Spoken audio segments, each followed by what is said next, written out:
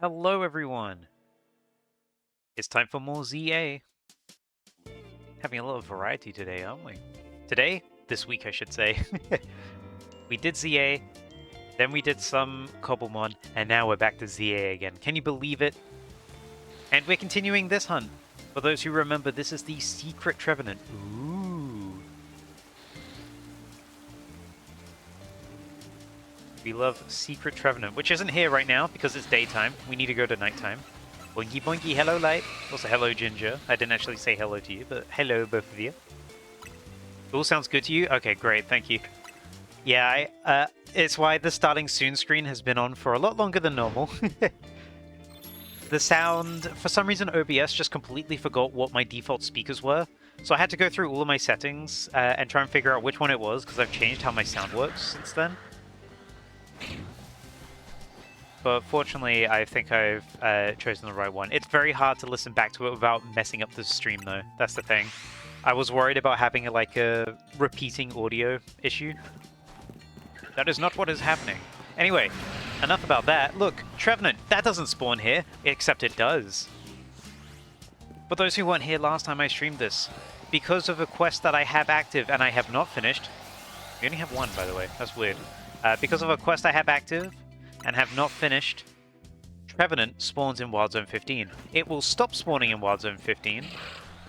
There it is, there's the second one. It'll stop spawning in Wild Zone 15 when I finish that quest. I'm not finishing that quest. I'm shiny hunting it instead. This is the only period in time where you can get a Trevenant in Wild Zone 15. I should take a screenshot of options, so if it happens a second time, you can fix it quicker. Yeah, definitely. It's just because I changed everything recently. I got the... what's the name of the mixer I got? I got the Elgato Wavelink recently, and I redid all of my audio, and it worked really good. But I definitely need to make note. It was just the, well, I was going to say, it's just the sound that stream hears. Recording is fine. But yes, the sound that you guys hear is, that was what was messed up. Only the starting soon screen was having audio being sent through, not the music in the background. Which is really strange, but it is what was happening. Mysterious.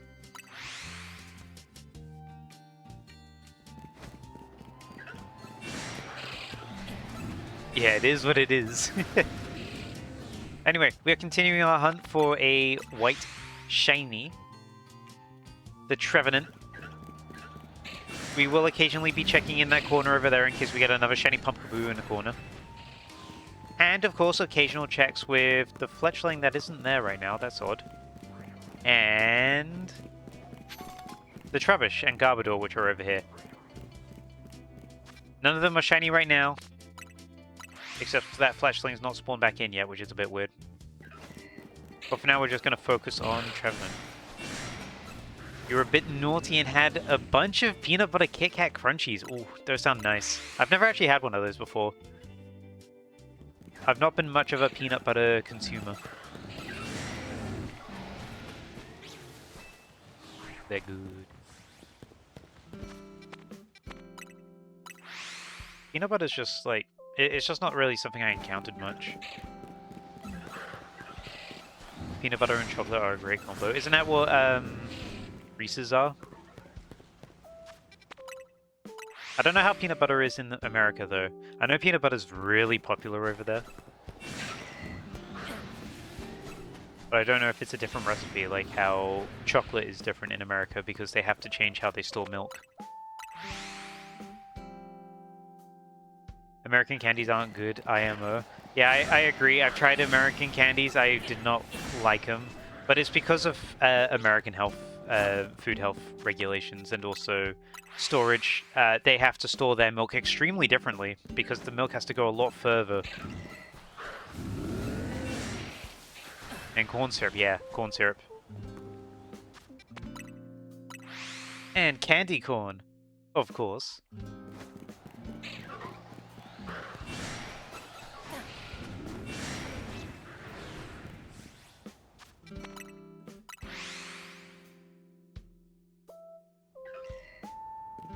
Who doesn't love candy corn? Oh, who knows? Who knows? Okay, I should probably recap what shinies we got last stream, because last stream we got really lucky. So last stream we got a Trubbish, then we got a Pumpkaboo that we almost failed, but thanks to autosave we didn't. Then we got 2 Trubbish, then we got an Alpha Gorgeist, and then we got another Shuppet. Why did I call these Trubbish? I don't know. These are 2 Shuppet. Had Trubbish still on the mind. But yeah, we got 6 shinies yesterday. Yeah, I know, I said Trubbish. I misspoke. No. No. We didn't get any shinies yesterday, though. Yesterday was Cobblemon, and we got a lot of Pokeballs, which, for those who don't know, I started a Cobblemon world recently. And in that Cobblemon world, at the moment, my objective is to get one of every Pokeball. And as of the moment, I have quite a lot. I have every single one that isn't Master Ball or Beast Ball that can be crafted with regular Apricorn. I need the Tumblestone ones next, so that's probably what I'm going to be tackling next time I stream it. And then, yeah, gotta make our way to... I don't know what to do first, though. I probably have to do Beast Ball before Master Ball, because Master Ball requires us beating the game. We'll see. But I still want to take it at a good pace. It's just that everything sort of snowballed yesterday with Cobblemon. I ended up finding all the Apricorns that I needed. And because I found all the ones I needed, I could make all of the Pokeballs. Like, I got a great amount. And we can start catching more and more Pokemon.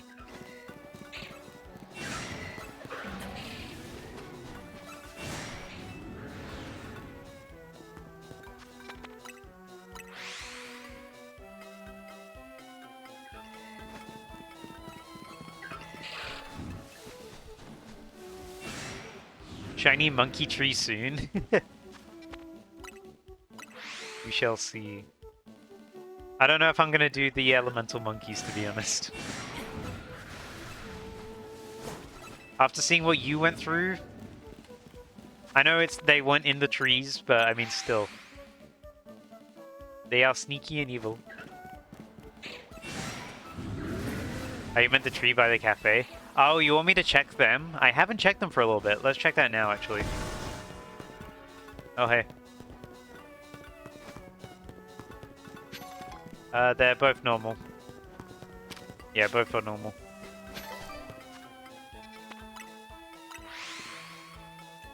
That one monkey will be shiny next? Oh, I have to believe him. I must. I must believe him. I played a little bit of Rivals 2 Ranked before I started stream, by the way. Went up some points as well. I'm climbing again. I've learned how to play better. Hooray! I was thinking of doing some Rivals 2 Ranked on stream at some point, because they are doing drops right now, and there's going to be a new wave of drops from Thursday? Or was it Wednesday? I can't remember. It might be Wednesday that they do a new wave of drops. Oh, but I probably can't. I can't do Wednesday or Thursday, actually. Never mind. Forget I said anything. Actually, no, I could probably do Wednesday. I'll have to see. But I was thinking of doing some Rivals 2 online. A full stream. Could be chill and fun.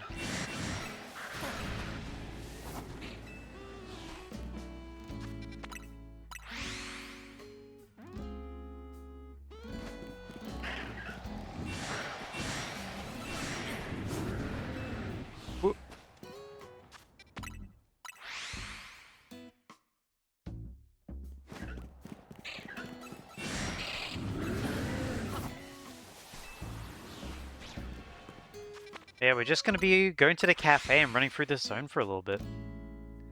Gonna have some nice, chill walking. How's everyone doing today, by the way?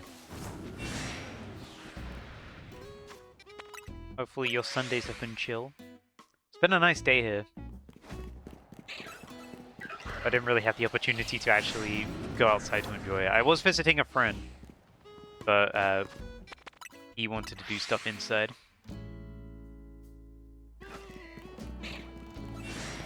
Spent all day editing, basically. Nice.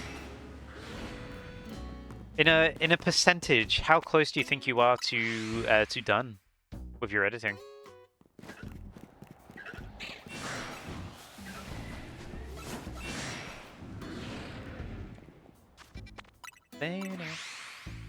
If you focus now, then maybe in the next hour. Ooh. That's not actually a percentage, but okay.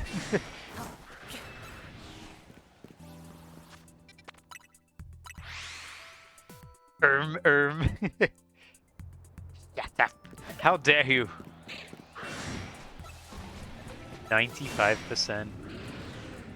Nice. I look forward to it.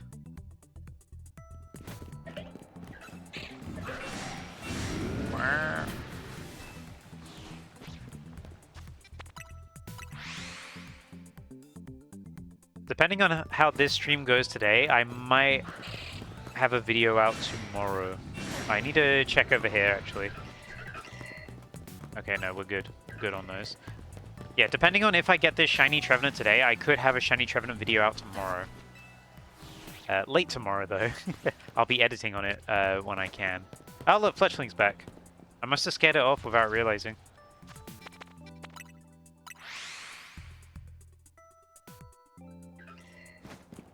But, you know, it really depends.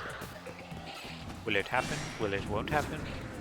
That's the joy of shiny hunting. You don't know when it will happen. But it is a joy, if not.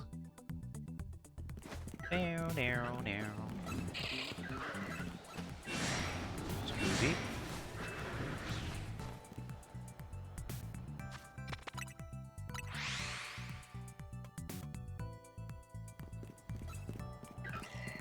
Oh, wrong button. I wanted to sprint. Excuse me.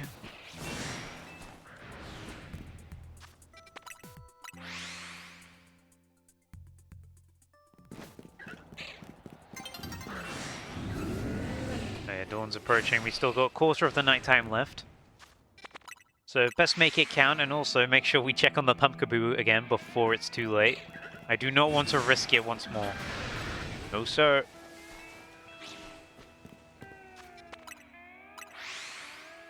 We're making this good.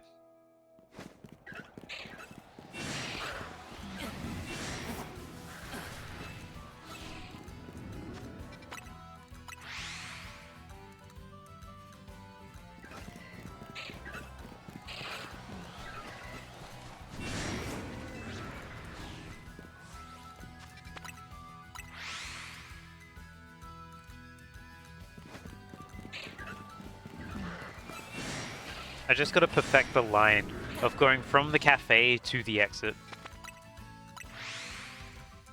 Because I'm going there pretty quickly, but I'm not going as fast as I could. Like, I gotta remember, I can run through that bush. That bush is easily passable.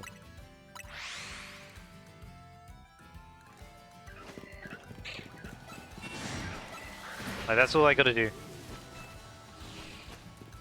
Because we're running close enough to hear the shiny sound for both of the Trevenants. One, we're directly next to this guy, so we'll definitely hear you.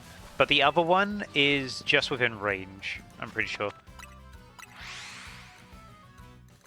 We'll hear it as we run past towards the exit. Especially at the angle we're going. I'm curious how noticeable it will be. I know the leaves change to orange, but the wood color looks pretty white because of the shading. Like, when it's out in the moonlight, it looks pretty white already. I'm curious how much whiter the shiny will look. Only one way to find out. But we're currently on phase 7. We've gotten quite a lot of Shuppets so far. I don't know what it is about Shuppet and why it's been shiny so often for us, but yeah, it has been. I think every Shuppet spawn has been shiny, which is really funny, actually. Ooh, double alpha. Let me check on these Pumpkaboo over here. There could be a shiny hidden. And there is not, but it was worth checking. Let's head back out this way. I want to check on the Trubbish as well. I can't remember if the Trubbish are there during the day or not. Let's take a look. Oh, Trubbish. They are, but they're not shiny. Fair enough.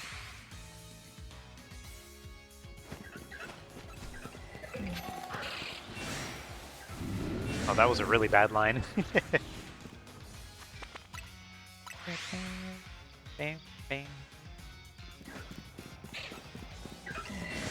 Oh, there's a shiny Pumpkaboo! There's a shiny Pumpkaboo! That just spawned in! I see you!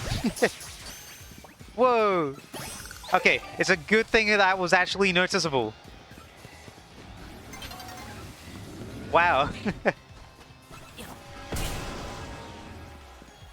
Good thing that spawned in now, rather than like on the next one. Because look at that, the time's just run out. That's crazy.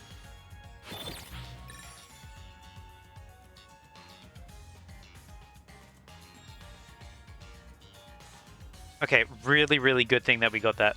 I just checked there as well. That literally just spawned in. I thought maybe I should go a tiny bit closer just in case.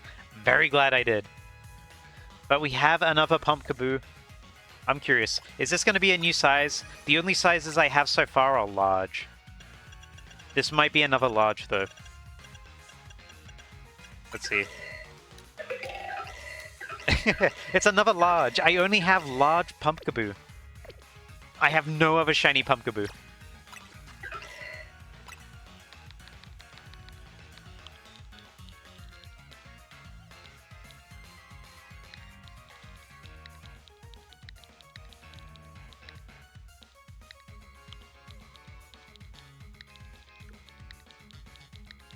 L, wow.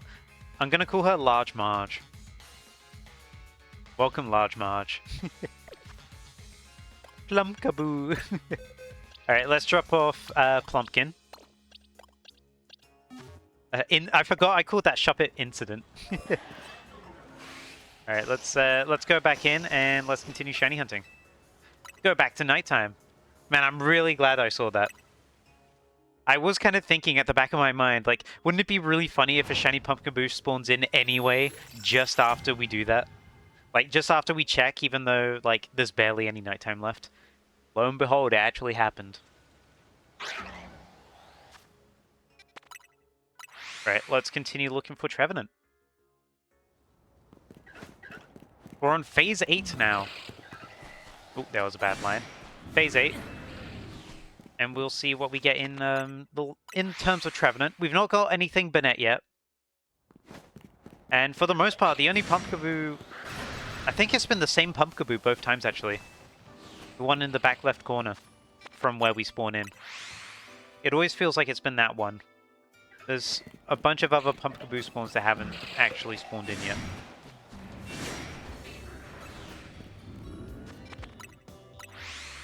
Because as far as we know, the Trevenant are not shiny locked. We'll see how true that is, but they're not shiny locked, I think.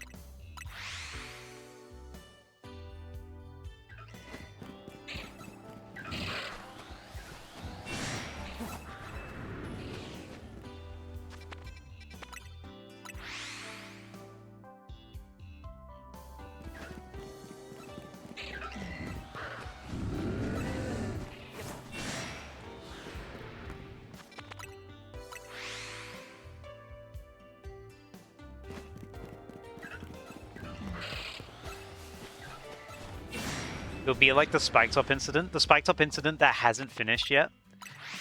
I'm at a bit of a dilemma with Super Mario Mon now, by the way. Because the randomizer is now out, but I never finished the Spike Top hunt. Like, what do I do? Do I start the randomizer? Because I wanted to do a shiny badge quest in the Mario Mon randomizer.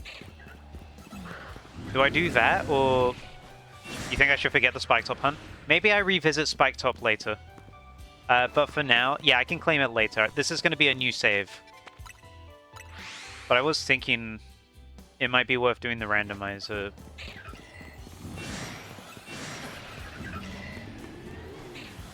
I'm going to need to set up a new scene for that. It's something else I want to do as well.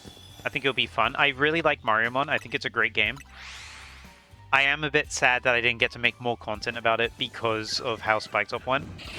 Because the only video I made about it was the glitch shiny Bowser.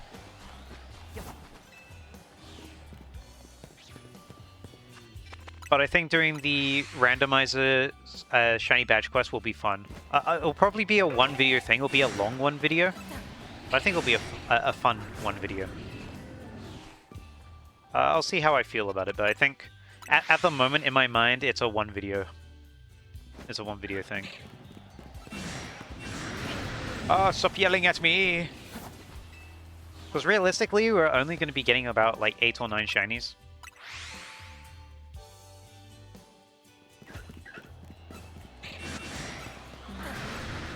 And the first one's going to be the starter, and I don't know what my starter's going to be because it's a randomizer. But I'm looking forward to doing that at some point. I just got a lot of projects on at the moment, and not so much time, because as some of you may know, I have a job. I don't have all this time to just like dedicate an entire day to be like, I'm going to do Mario Maker, I'm going to do Mariomon, and I'm going to do ZA, then I'm going to do Cobblemon all day. I have a job. I can't do this all the time. How dare I? Yeah. How dare I?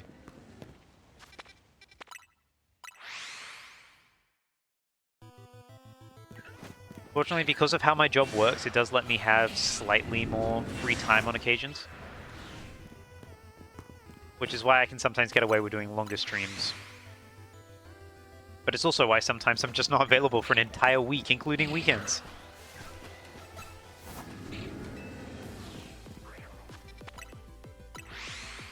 Or sometimes even an entire month.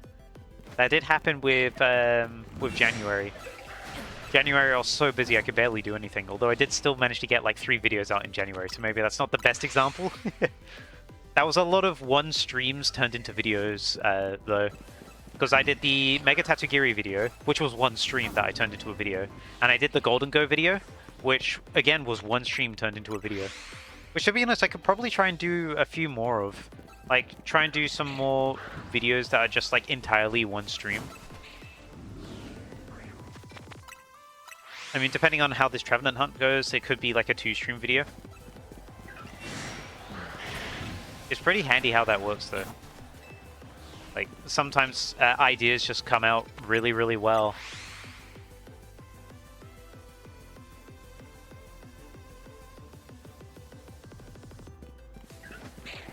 Ah, welcome back, Ginger. Ginger, you missed a shiny Pumpkaboo. We got another one.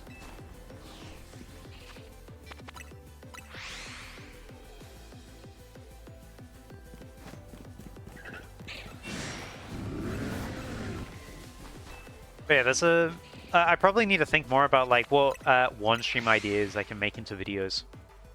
Because I have so many like ideas and videos that are like many streams. Like the Gibble video is 9 streams worth of like video condensed into 6 minutes. I guess it really depends what I have in mind to do there. I mean, Rivals is one. Rivals of Aether 2. That Slade video is 1 stream. Probably gonna do another Rivals video soon, based on free-for-all stuff, because free-for-all's really fun to mess around with. But it's also about having the time to do it. And also, I don't want to do too much Rivals stuff at once, because I know my main draw is Pokemon.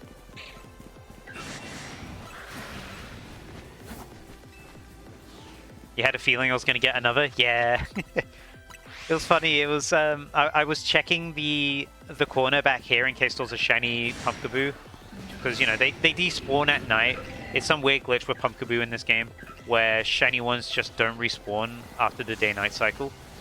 So I checked back there, and then I did one more run. And I just thought in the back of my mind, wouldn't it be funny if a shiny spawned in anyway after I checked that area? And I did another run, and lo and behold, there was another shiny. Again, a large one. We only have been getting large ones. I don't know why.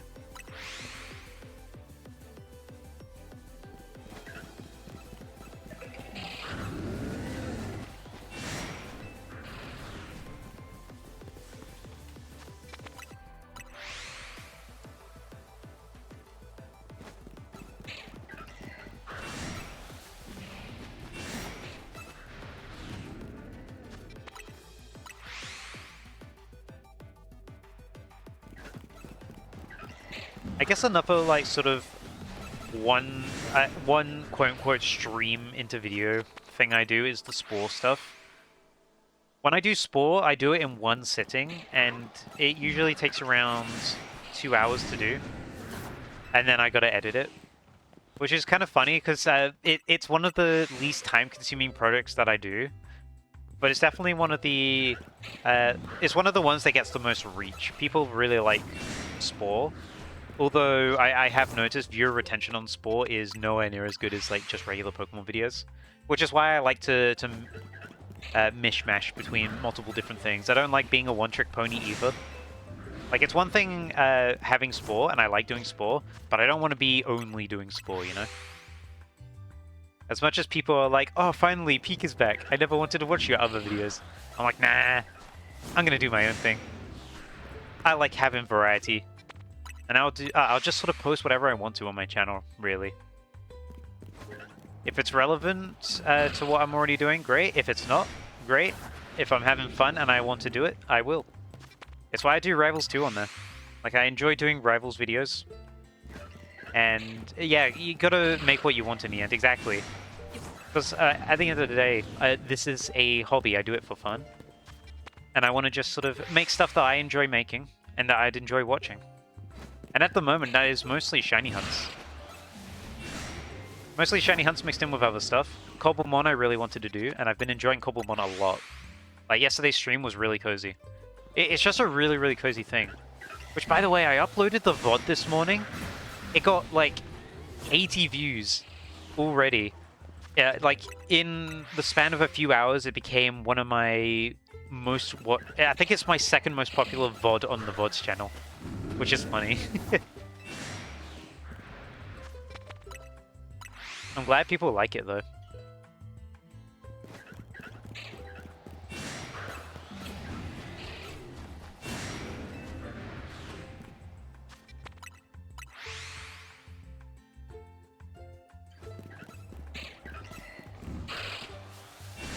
I'm excited to make that into an actual video once we're finished getting all the Pokeballs.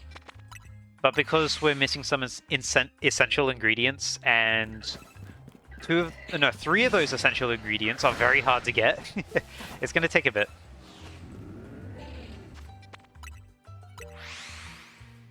But I'm excited to start the Cobblemon series. I don't know what I'm going to do after all the Pokeballs. I definitely want to do some shiny hunting. But I need to figure out how shiny hunting works, and also I just kind of want to do other things as well, like collecting all the Pokemon I think would be good. Although that's going to be very difficult.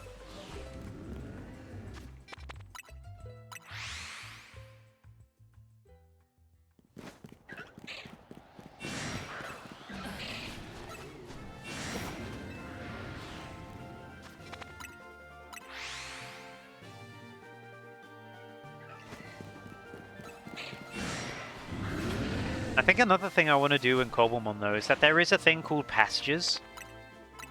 So what pastures do, they're like PCs, so it's like you know the Legends Arceus system? Where instead of boxes, you have pastures, and all the Pokemon go to the pastures. Basically, Cobblemon has that as a block, and it just lets them roam around the pasture.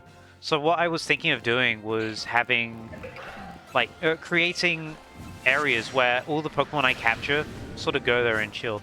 Like I could have a bug forest or something like that. It kind of be like my own region in a way. But I'm not too sure how I'm going to do it. I would like to make mini habitats though. But I think that might be really ideal when they add legendaries, but there's no legendaries in Cobblemon as of right now. Although funnily enough, last night I did have a dream that I got Mew in Cobblemon somehow. Which is a really weird thing to dream about, but I did. By the way, look at this. Massive, huge pumpkins. Ginormous.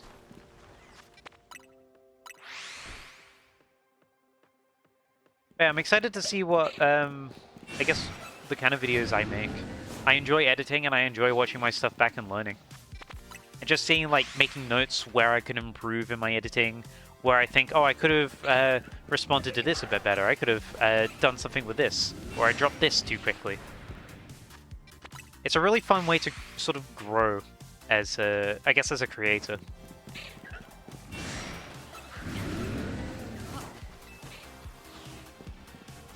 And I want to leave a trail of good videos that I'm proud of, so that when I do eventually... Because I do believe I will eventually get popular, like, in some sense. When I do eventually get popular, I want there to be a trail of good videos for people to go back to. And just say, like, oh wow, this guy has a lot of good stuff. You're gonna blow up. No, I don't want to explode. I want to live.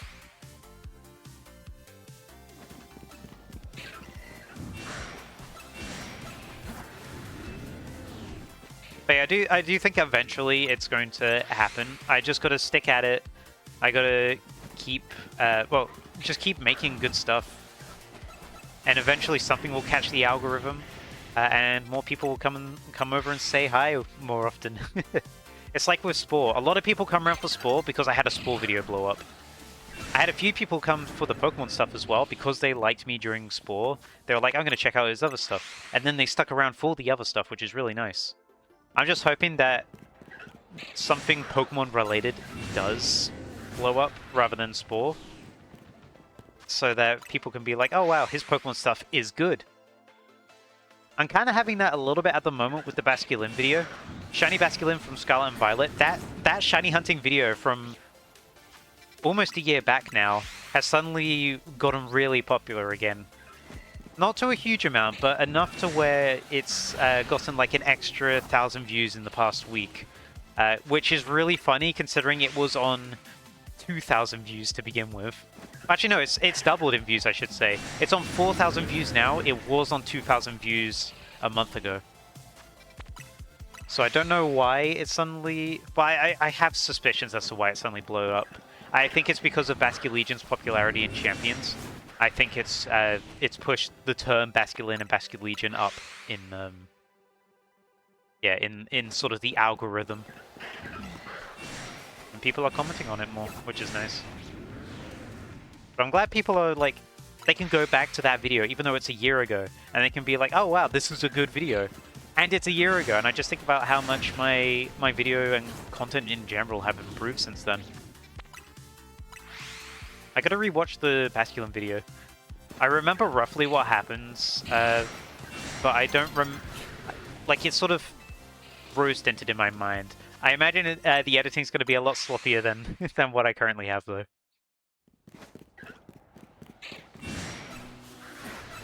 Because at the moment I want to say the Rogue Mega Rush video is probably one of the best things I've edited. I really, really like how I edited that video. Whoops. I completely forgot to check the, I forgot to check the Pumpkaboo in the corner. It was too late to check anyway. Let's just say it wasn't shiny. I didn't see any shinies. We're good.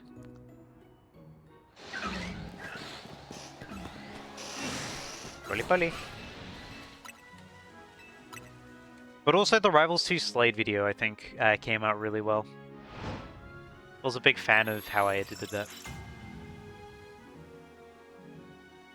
Slade. Yeah, because like me and you were talking about how I edited that video shortly after it came out. And how I sort of changed my philosophy with editing, things like that. Where if there were moments that were similar, I was like, I'm not going to like well, not reuse clips, but reuse similar jokes or similar situations. Even though it's funny, like, that it happened twice, and it is slightly different, it's still overall the same thing, and it made it a little bit too repetitive, and slightly long. Yeah, we rewatched the Lorena and Galvin videos as well. Both are still good videos, but I can see, like, parts where it feels a little bit too repetitive. There's parts where things break the flow too much, like for Galvin. When we were having the candy corn conversation during the Galvin video, there was that clip of like something funny happening in between, in the middle of the conversation. But that clip was very similar to something that already happened earlier in the video, and I'm just re-watching that. I was like, there was no reason to break up that candy corn conversation into two parts, because the clip in the middle didn't really need to be in that video, because it was something that we already saw happen. Same with Lorena. We had some similar things. You do like the callback to the convo though as well? Yeah, the callback to the convo only works if there's something in between too. You think that part was fine, but you get what I mean. Yeah, I think the callback definitely required something in between it as well, so maybe if I had a different moment in between. But it's all about keeping the flow as well. I think for the Slade video, the flow was really good.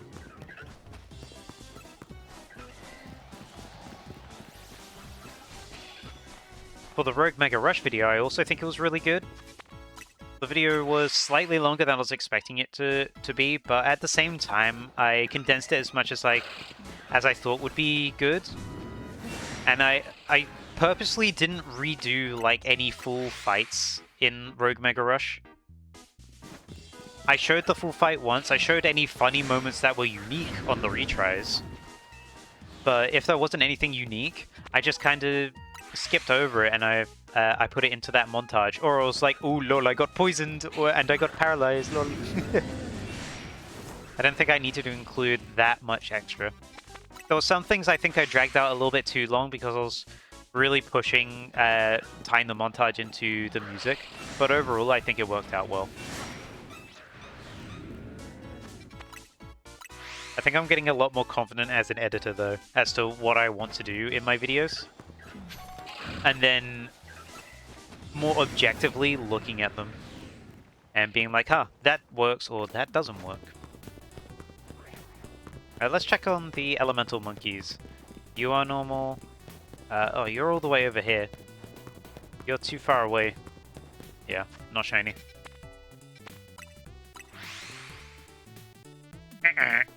Nothing.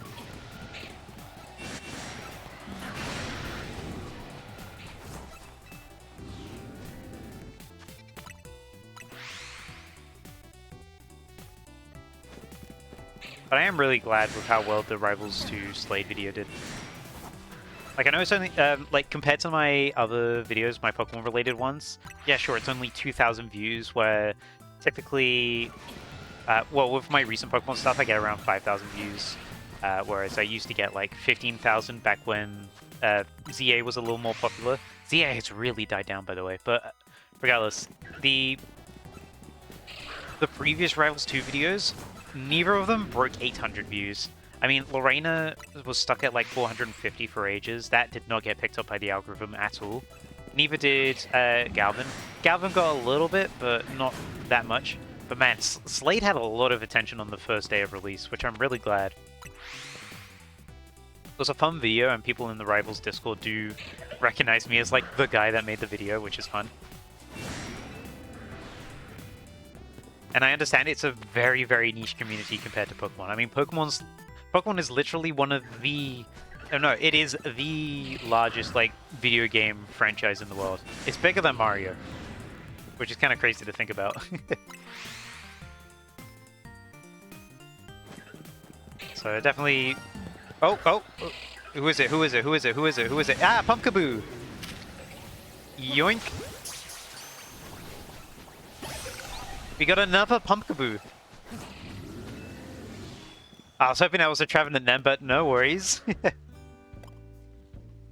What size is it going to be, though? Is it going to be another large? Let's find out.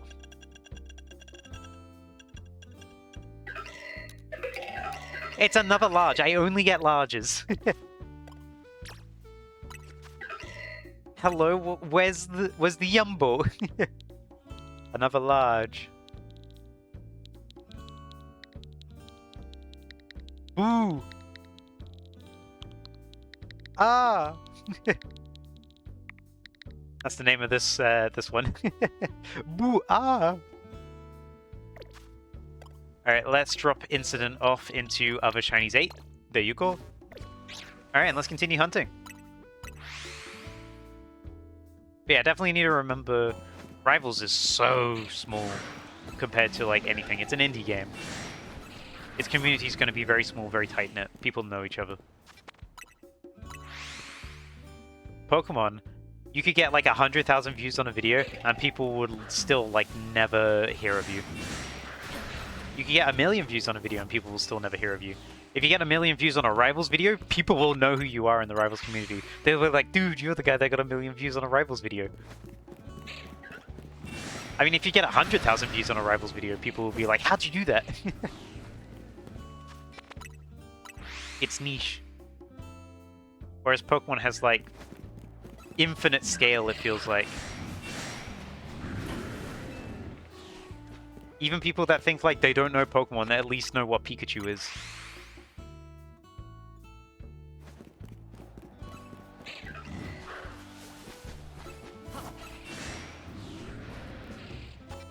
Meanwhile, if you ask someone that doesn't know Rivals of Aether, and you ask them, like, oh, do you know any rivals? They'll be like, oh yeah, Captain America, Groot, Rocket Raccoon, they added a Black Cat recently. I'm like, no, not that rivals, no, you're wrong, haha. Not Marvel rivals, no.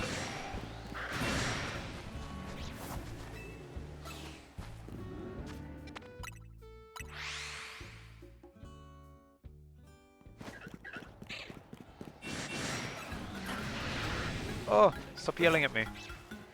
Oh, man. Listening to Pokemon Pinball Ruby Sapphire soundtrack, I really want there to be a new Pokemon Pinball game. Like, on the Switch. Not on mobile, on the Switch. Because Pinball Ruby Sapphire was so good. It was genuinely a really good game. I'd love to see the concept put to, like, modern-day Pokemon. With the national decks, hopefully. Because, I mean, you can have a lot of boards based on different games. You can have board DLC as well if you really wanted, like Ultra Space or regions that aren't included in the base game. I just feel like it'd be really fun. There's a lot of potential there. If I knew how to make games, I would make my own fan game of Pokemon Pinball. But I do not know how to make games. But Pokemon Pinball's so good. If anyone from Nintendo is watching this right now, please pitch to your superiors. Pokemon Pinball. What's new? New Pokemon Pinball. We got new Pokemon Snap.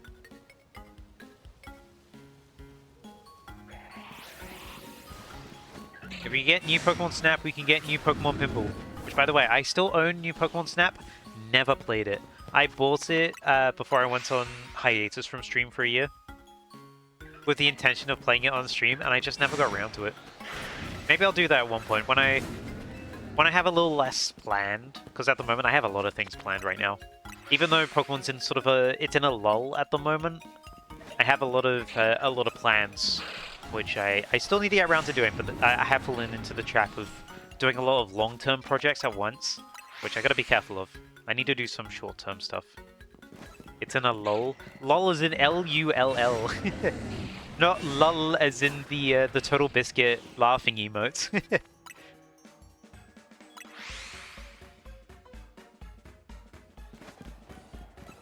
Lull as in lol. No, not that one. L-U-L-L. It's in a lull. You know? Do people use that term? I use it a lot. I use the word lol a lot whenever something's like really calmed down. I don't really hear other people say it much though.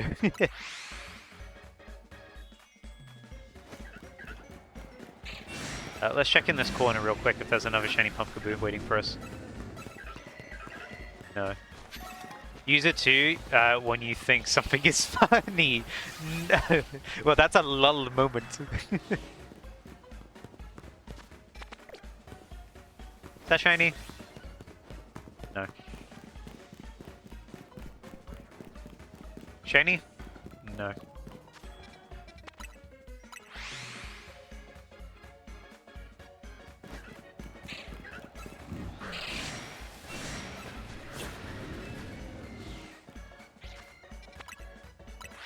But yeah, sort of going back to what I was saying about like doing topics and well, doing too many long-term videos. Like, I have a lot of long-term stuff going on right now, which is part of the reason why I tried to think of new shiny hunts to do in ZA that was shorter term, like this Trevenant one. Because I got the level 3 shiny Dragonite and Let's Go Pikachu Eevee going on at the moment. That is going to take a while. I got Cobblemon, trying to get every Pokeball. That is going to take a while, although we made a lot more progress than I expected last stream. I don't know how quickly I'm going to get the last remaining Pokeballs though, because Tumblestone's going to be random luck, and I need to prepare for a couple of boss fights, because we are required to do boss fights to get the Master Ball. And then I also have, well, I've not started it yet, but I want to do the Mariamon Randomizer Shiny Badge Quest. Just quite a fair amount of stuff right now. There's too many long-term projects, and I don't have any short-term projects on apart from Trevenant.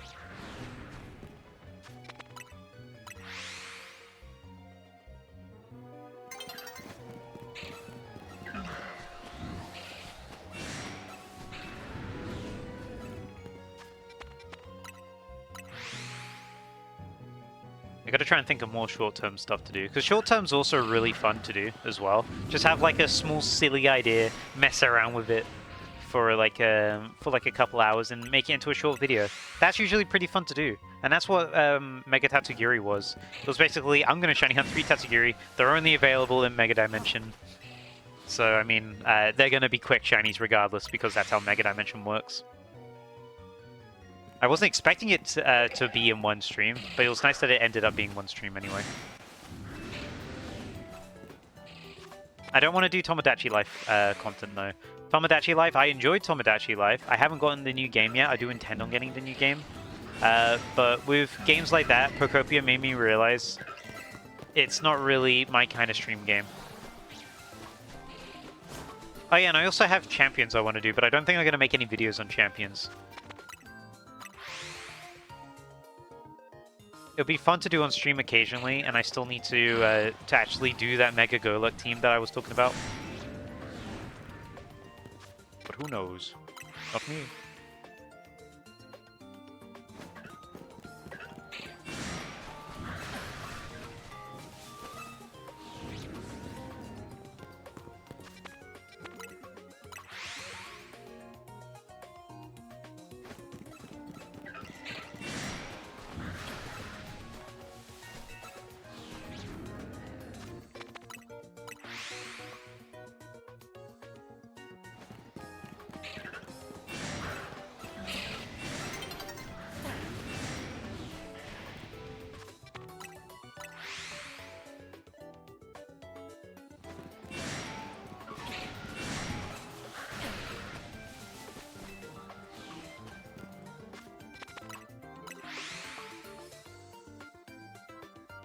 I do have another few Spore ideas in my head at the moment, by the way.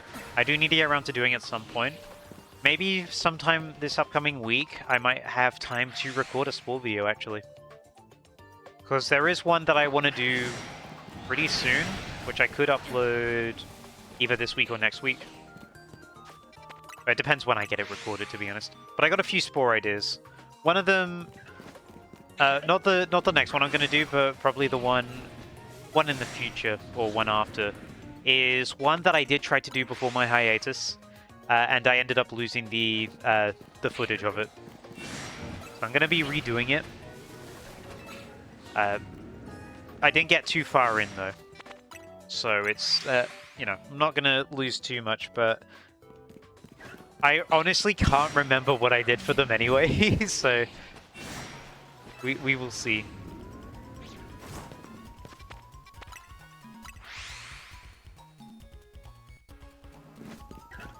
But I definitely want to try and do more Spore. I did realize after doing my Unknown one that I went a good few months without doing one. Because I did Mega Dimension in January, and then there was nothing until April 1st. And I understand quite a lot of people, you know, they play the, well, they join my channel for Spore. And while I don't want Spore to be the focus of my YouTube, I also don't want to neglect it either, because I do like making Spore stuff. Let's just check. Any shiny? No shiny. Okay, cool.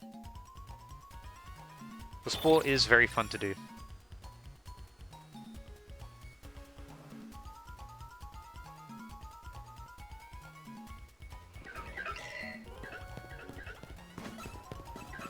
Let's take it back to nighttime. Zzz.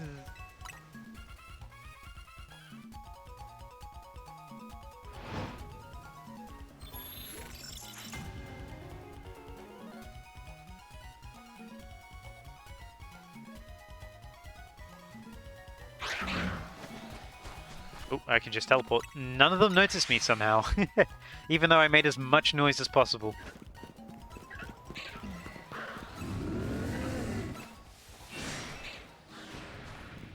Moon doesn't seem as bright tonight. You can see the brown on their bark a lot more clearly. Like, they're nowhere near as bright as they were the previous night cycle.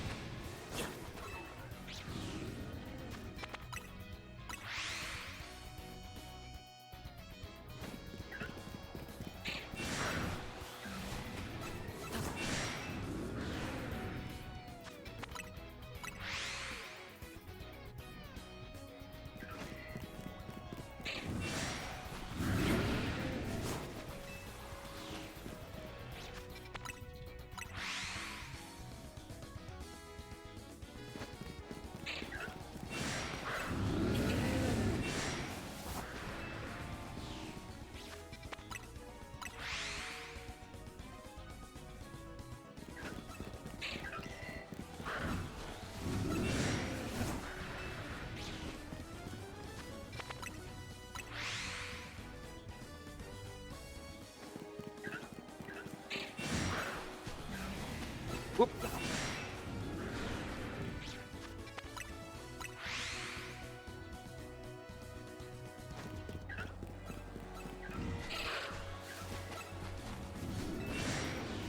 Getting better at making that line now. No more awkward turns. We are precise. Ooh. Okay, that was a little more awkward, but we're getting preciser.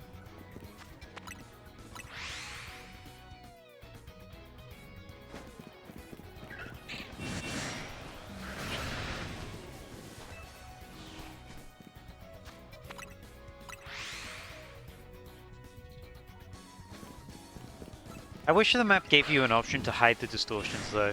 It does get really busy with all the distortions on there, and there's no option to hide them. Like, you can hide everything else, but you can't actually hide the distortions themselves, and I wish you could. So I don't really do a whole lot of distortions right now. I mean, maybe I will do more in the future when I try to do another shiny hunt that involves the distortions, but as of right now, I don't really have any intention of going back in them.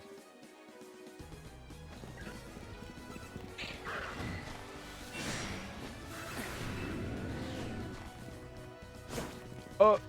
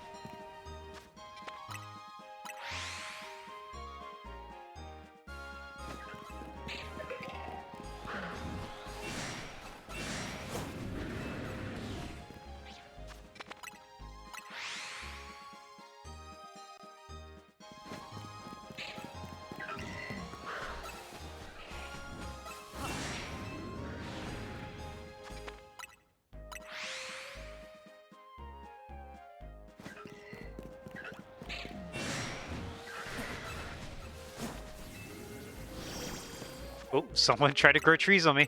It's like the cadavers in Lethal Company. Don't know if you guys have played the new Lethal Company update yet. Really fun update. I played it with some friends a few nights ago. It's so fun. The cadavers is such a cool enemy.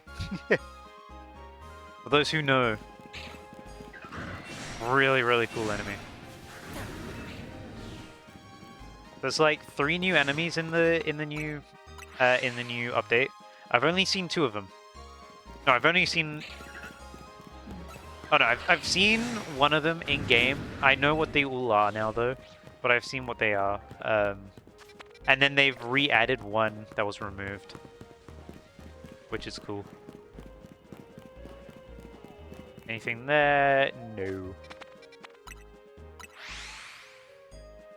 The Lethal Company stays being like a really fun game to play with friends. I've got to try Peak again at some point.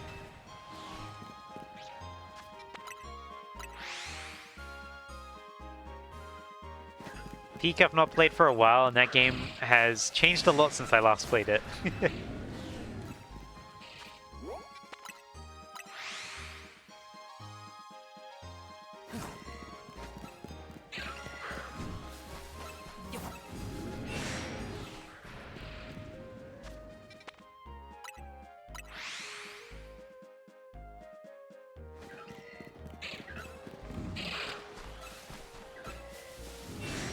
Open up. Thank you.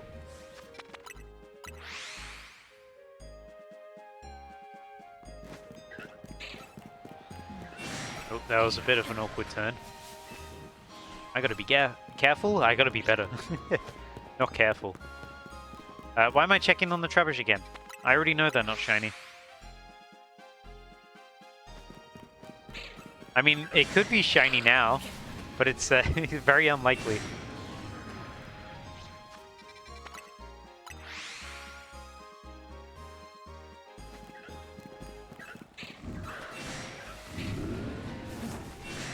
It's been kind of surprising how quickly Legends EA has sort of died off, though, with Pokemon. Well, with the Pokemon community, I would say. I think people got so, like, really burnt out, like, really quickly. It doesn't help that a lot of YouTubers were sort of speedrunning getting every shiny possible, or, like, doing every challenge in the game, like, within the first week. So, like, most of the things that you can do in this game, people already saw, like, before like the spoiler embargo from the Pokemon Company was even up. That, and also the way shiny hunting works in Mega Dimension, kind of wore a lot of people down. Because it's so easy to get shinies. Like, I got an insane amount of shinies after Mega Dimension came out. Because it's just that easy.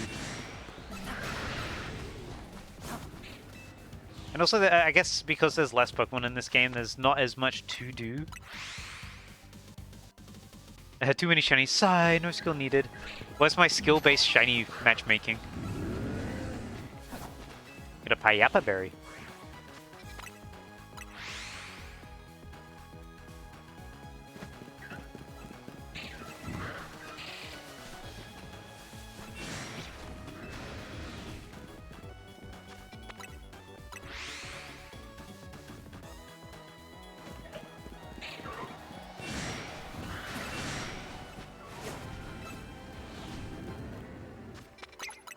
I didn't mean to put a marker there. That's fine. We'll remove it when we spawn in. Never mind, apparently we won't. Apparently it's on the roof. I can't get up there, game. There we go.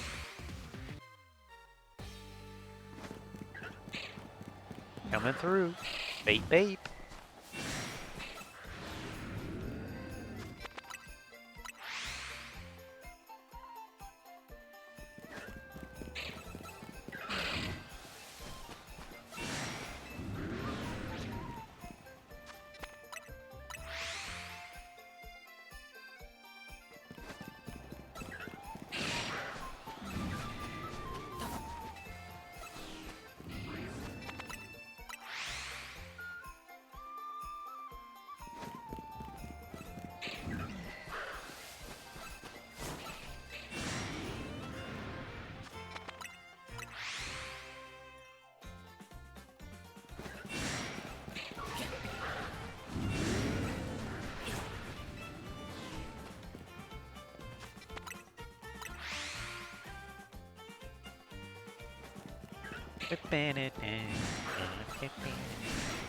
I'm gonna play Mario Kart World again at some point.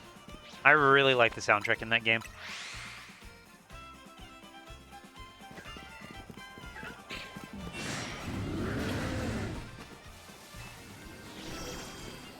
Ah, trees.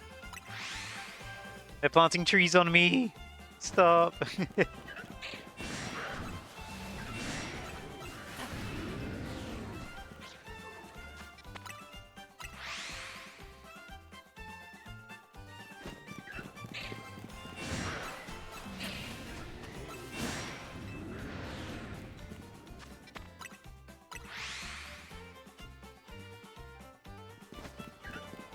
You always end up playing that at Christmas.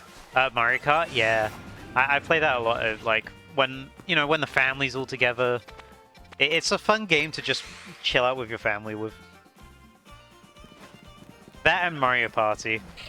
Mario is like it's a very good family like series. Mario Tennis as well. Especially the new one. The new one is very fun.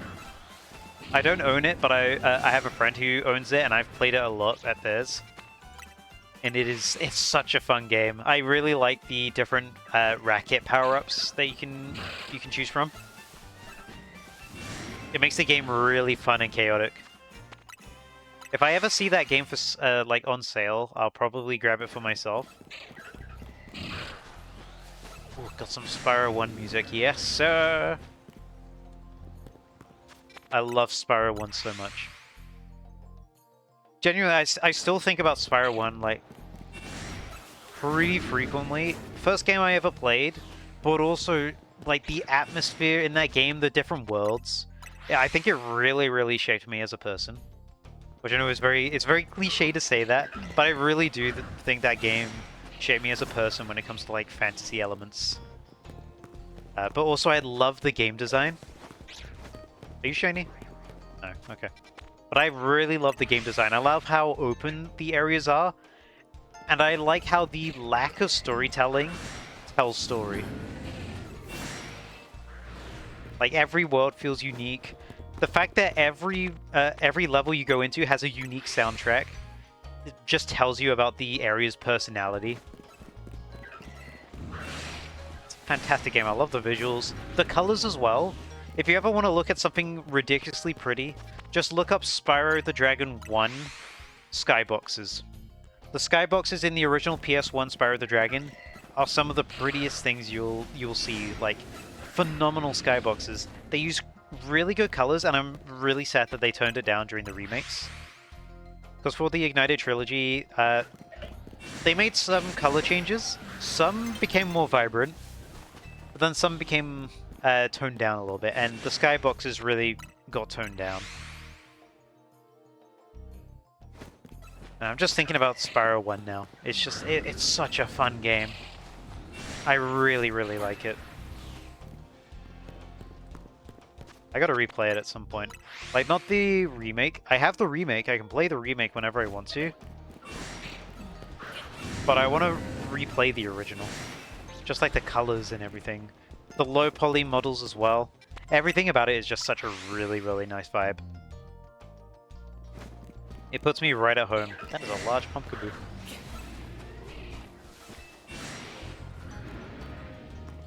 Especially this Dark Hollow. I remember as a kid just going into this level, not even completing it, just walking around listening to the music. Because I just really like the atmosphere of the area. Like, it was a lot of mystery, a lot of intrigue, but also a little bit of adventure to it. You could tell that it was slightly creepy because, it was a dark area. There was all these Snorks around, and you didn't know, like, how strong they were. They looked pretty intimidating. They had shields and swords. There were large ones underground. And you're figuring out, like, how do I get past this large one? It's blocking the whole hallway. And then you figure it out as it turns around, and you see, like, an area you can breathe fire on.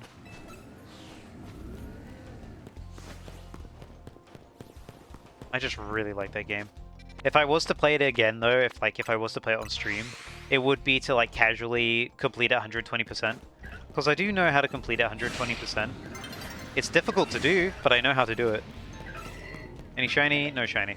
Oh, that's a jumbo back there. I could tell immediately by the size.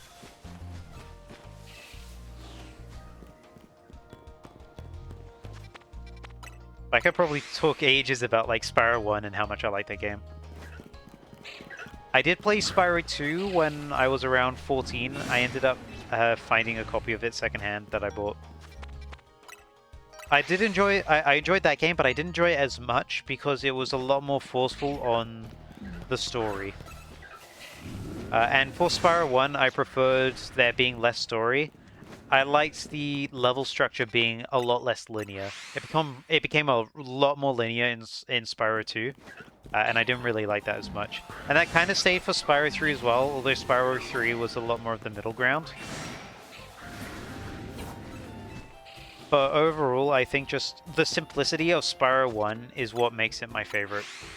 Because it's very straightforward. You don't unlock more powers later on. You don't have, like, limited windows to do things. You don't have to do things as certain characters.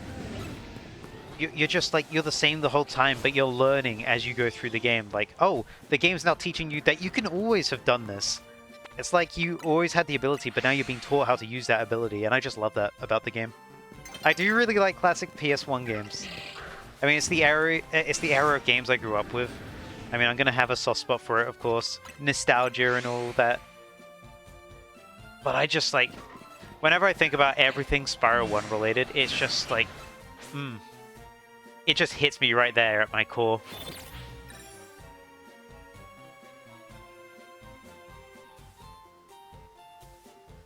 Like, I can just vividly picture myself playing through Spyro 1 as a kid. Let's sleep.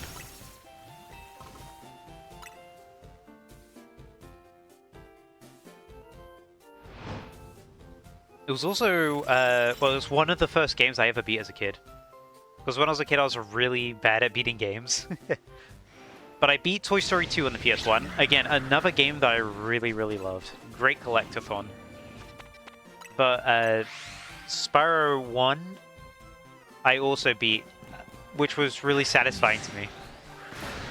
Because it is slightly forgiving with how to go to new areas. I remember being stuck on Magic Crafters for a while because I didn't know how to leave the area, because you needed to get to the travel balloon. But the travel balloon was blocked by a guy that would raise a wall to it. Like, he'd raise the wall and you couldn't get to it because he was hiding behind the wall as he raised it. And you do it whenever you get close. And I had no idea how to get past it. I was kind of stuck there for a while. And then I finally played the level that told you, like, oh, by the way, there are, like, some hills with certain markings that you can just, like, you can just get super speed on. I'm like, oh, like this hill here right next to the guy that I can outspeed the wall. And so I did that because I was able to leave again. And since after that, like, Kid Me was like, oh, there's so much more about this game I didn't know about. And then I'd move on to the next zone.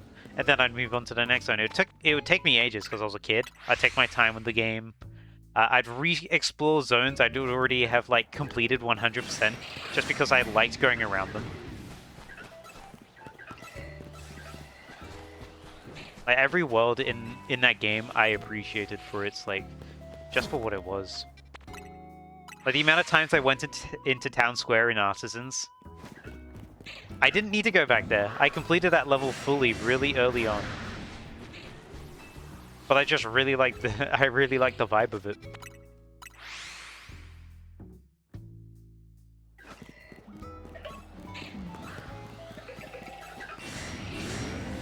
I didn't have that good of a line that time. I wanted to see if I could spot if there was a shiny in the corner, but I couldn't immediately. I'll check again in a bit. I don't need to check there every time.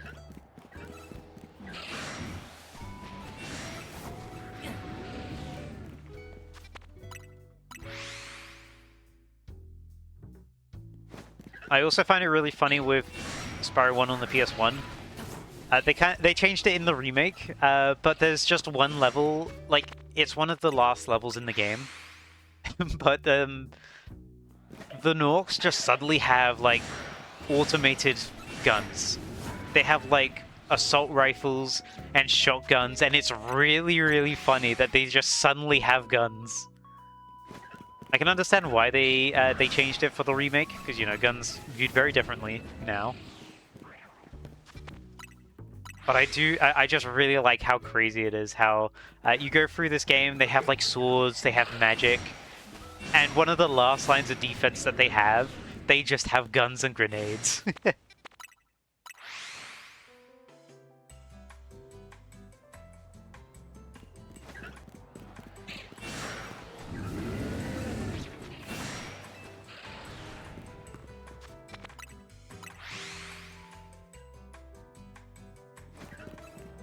Yeah, maybe I'll play through that game again at some point on stream. I won't do it in one sitting. I'm not a speedrunner, although speedrunners have gotten that game really impressively low for 120%. I watched Airman a few times. He's currently, like, he's one of the top speedrunners in Spyro right now. I think he has the world record in 120%.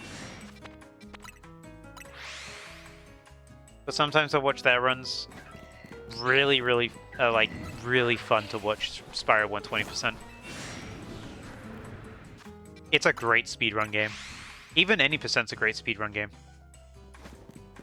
Summoning Soul recently did a video about Spyro 1 speedrunning. They focused on any percent though. rather than 120. I don't know if they're going to do a 120% video or not, but any percent still had a really great story to it, especially with the story behind Rat Proxy, which is a skip in the final world, where you hit a rat at a certain angle, and then jump on top of that rat as it's like falling into a corner, and it launches you upwards, and you can use it to clip into the final boss early.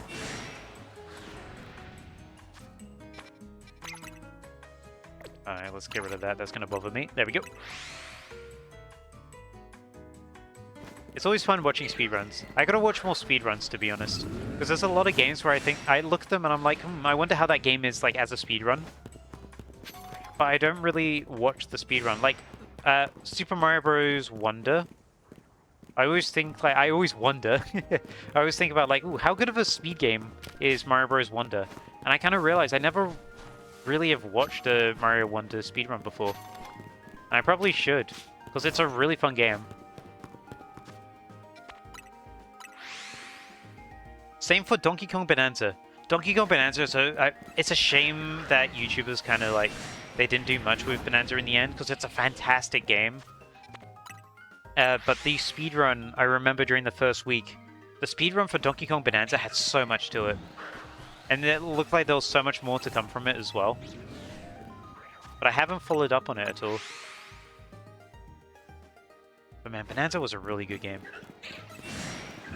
If you didn't know, I like Donkey Kong Bonanza a lot. Hence why I did a Donkey Kong Bonanza themed shiny hunt after I finished the game. It's a shame for Bonanza. Yeah, it really is. There was a lot of potential of really cool challenge runs you could do. But a lot of YouTubers are playing it ridiculously safe nowadays. Like, they just stick to what they do. They don't experiment anywhere near as much as they used to. And I think that's a real shame. Like, a lot of the Mario Odyssey group, they played Donkey Kong Bonanza, they did their first playthroughs as a video, but they didn't do anything else afterwards. Which kind of sucks. I wish they did more with it. Because there's a lot of really cool challenge runs you can do.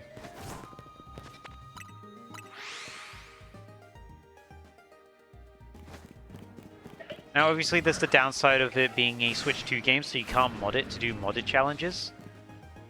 But if you think back to Mario Odyssey, and how long it was before Mario Odyssey had, like, modded challenges to it.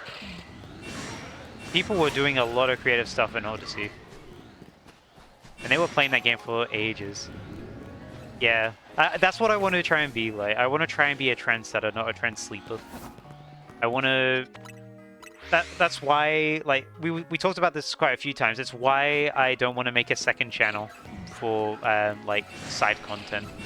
It's why I want everything to be on my main channel, because I don't want to play it safe.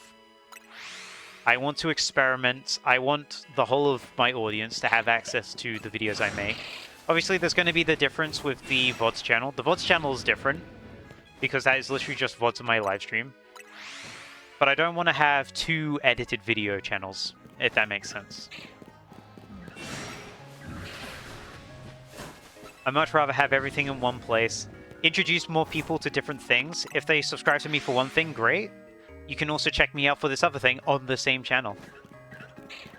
Yeah, it makes sense, at least to me. I can understand when it's your full-time job, like with a lot of full-time YouTubers, you're going to want to inherently play it safe.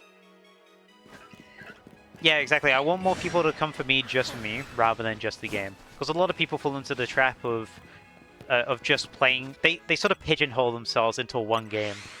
And people come back to see that game, but they don't come back to see that person.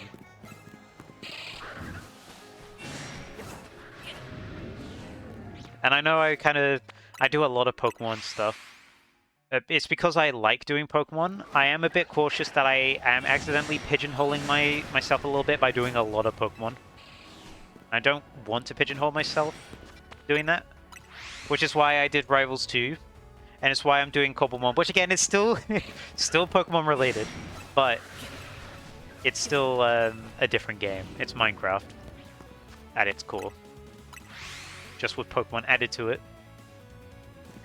But I want to try and do more stuff. I think experimenting, have people come back for me is nice. And to have a variety on my channel as well.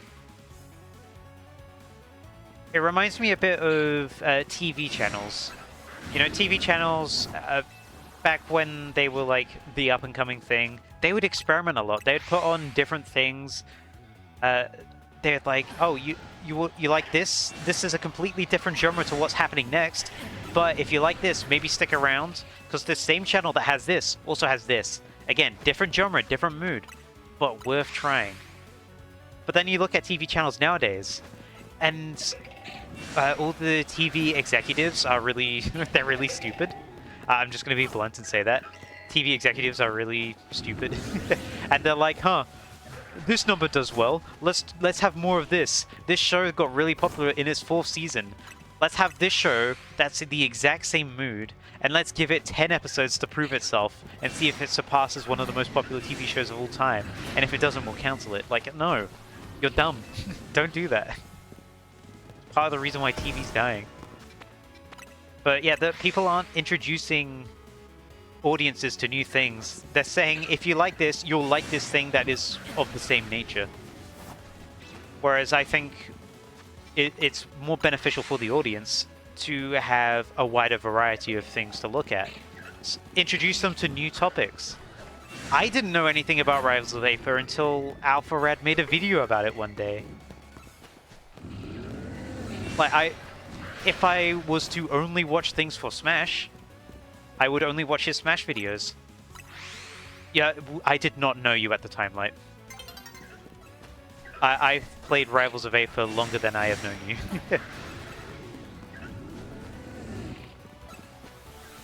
I played Rivals of Aether before Etalus came out on Rivals 1. Like, I have been there very early. Since AlphaRad first did his video on Rivals of Aether, you've played Rivals longer than you've known me. True as well, true as well.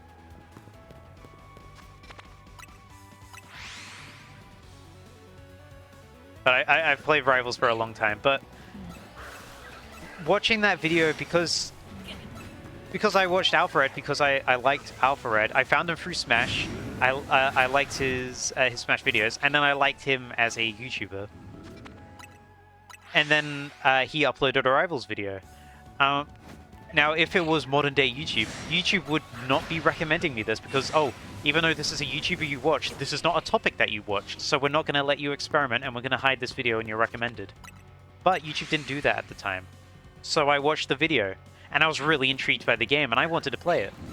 So I ended up getting it, and I ended up supporting it, and it ended up becoming one of my favorite series ever. And I've really loved watching the... Oh yeah, sub feeds are really good now, but the recommendations on YouTube is worse than ever. YouTube's algorithm has just kept getting worse and worse, which is a shame. You can blame Google for that, but yeah, it's tricky. But I've really enjoyed watching Rivals grow over the years, as it became from a one-person team to now like a 20-person team. With a whole new game, a franchise, spin-offs, lore, and all that. It's been great to watch grow. And I really enjoyed the game. But I would never have found that if I didn't have a YouTuber that experimented. Because at that time, he had a second channel. He could have thrown that up on the second channel, but he didn't. He put it on the main channel. And it worked. It essentially helped launch Rivals 2. But it essentially helped launch Rivals 1. I'm used to saying Rivals 2 because that's the current game at the moment. But it helped kickstart it. Not in terms of Kickstarter, but it helped like kickstart the momentum of that game. And I feel like if that happened nowadays, that would just go straight to the second channel. And it would inherently get a lot less views because second channels do not get anywhere near as much views.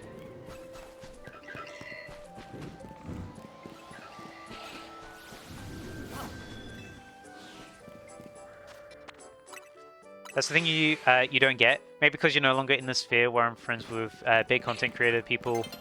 Oh, sorry, I'll read in a second. I am running through as the day is fading away with big content creator people anymore. But I don't understand why you neglect your main channel and upload basically the same content on another. I don't understand that either. I think it's partly down to what the content creator deems as like the quality of content. Like, they have a channel for large scale videos, and then they have a channel for smaller scale videos. But personally, I think it's very counter-progressive. I think in the end, you're just leaving a channel to... I don't know why I teleported. You're just sort of leaving a channel to die and not get anything. Whereas you could continue to upload, because long, large-scale videos don't have to be seen as higher quality as smaller, short-scale videos. Those can still be really, really good, and I think separating them harms your content in the long run. And I think that's also why a lot of YouTubers are having trouble at the moment. Because they separate these two types of videos way too much, when they really shouldn't. Because when I see YouTubers doing that, they're essentially telling me they don't like that content as much. They got a channel for content that they really like, and then they got one that's more like they don't like as much. And I don't think it really, from an audience perspective, I don't think it comes off too well. And also, you miss a whole lot. If you don't like it, don't upload it. It kind of feels like sometimes they make... I know it's their job, but it comes across as they make videos out of, like, obligation. And I think putting a separation like that, it just doesn't come off great. And I think you should just have, like... If you're going to separate your content by channels, have it be extremely different. Like, have a VODs channel, have a channel specifically for clips, and then have an edited videos channel. Even then, fans/followers will watch regardless, so just upload on the main channel. Yeah, definitely. Yeah, like having a music channel. It's got to be like something completely separate. You don't need like 50 channels to have a YouTube career. A lot of people do it with just one. A lot of people are very successful with just one, because they upload a variety. Like, I mean, if you look at Absol Blogs, he does a good variety on his channel, even though it's like, you know, it's all Pokemon related, because he's a big Pokemon YouTuber.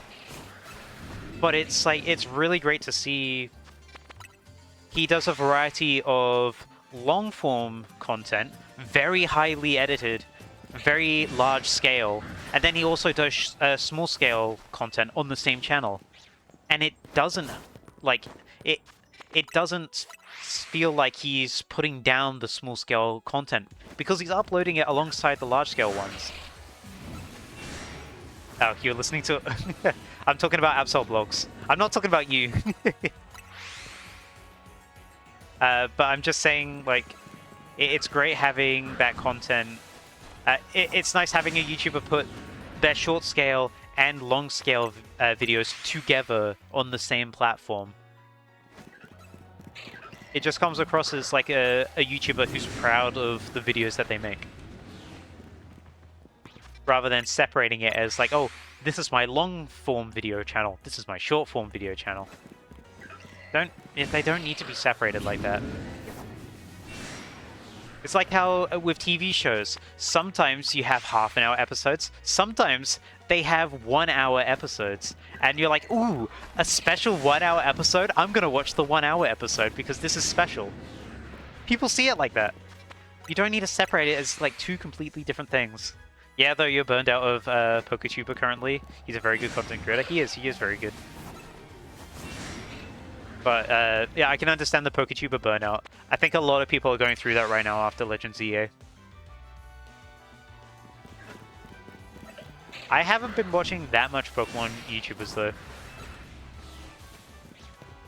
I kind of fell out of watching a lot of Pokemon YouTubers early on. Just because I didn't like the space of everyone going into leaks, everyone posting spoilers as soon as possible. Which is why, even though I understood I wouldn't be getting as many clicks because of it, that is why I very, very much did not want to put any spoilers in the title or thumbnails. Hence the Mega Tatsugiri video being, like, the title being very vague, and the thumbnail being the Megastone, because you can't tell what the Megas are from the Megastone. I mean, there's some you can, but for Mega Tatsugiri you can't. I specifically made it very vague so that people couldn't get spoiled if that video popped up in their subfeed or in their suggested. Because I really hate that's where YouTube is going at the moment, where it's forcing everyone to, okay, you want to finish this game as soon as possible, otherwise some YouTuber's going to spoil you and be like, this Pokemon got a Mega? And they have it in the, like, day one. It was a mix of enjoying but also trying to be inspired, but then it caused more problems because you were stumped. Now you're doing your own thing. Yeah, you always got to be careful about, like, how much you consume things and how much you try to draw inspiration. Because it's great drawing inspiration, but at the same time, you just gotta do your own thing, which is what you're doing now, which is great. You gotta do your own thing, but you don't want to, like, take too much inspiration from what everyone else is doing. You try to stay away from the internet when it comes to new games that you want to play. I do the exact same thing as well. I have a YouTube term blocker now, which blocks, now you watch Tycatcher and copy him. Wow, he's copying me, wow. But I have a YouTube term blocker plugin that I have for my Firefox, and it just blocks, like, all terms. I did it for Pokopia, so I wouldn't get spoiled on Pokopia. I tried to do it for Legends EA. I ended up getting spoiled quite heavily on Mega Dimension, but that wasn't on YouTube. I got spoiled elsewhere for Mega Dimension. I did get spoiled on Mega Zygarde, but that was YouTube Studio. That wasn't YouTube itself. That was YouTube Studio being like, here's other videos similar to yours that people are watching. Maybe make something similar to this, and it was just like a very pixelated Mega Zygarde. I was like, oh, I know what that is. Although I knew Mega Zygarde was going to happen anyway. But I have also got I've got uBlock Origin as well, specifically to remove certain elements from my pages, such as YouTube Shorts. I remove from my YouTube, and I remove YouTube Studio's AI stuff using uBlock Origin as well. It's very good for getting rid of elements. You find it funny that for a lot of Nintendo games, Sword and Shield especially, you were spoiler-free in 2019 to 2021. Yeah, uBlock does that. It's really, really good. I'll show you how to do it, but it's very simple. But uBlock is great at blocking specific elements on web pages. It's not just for blocking ads.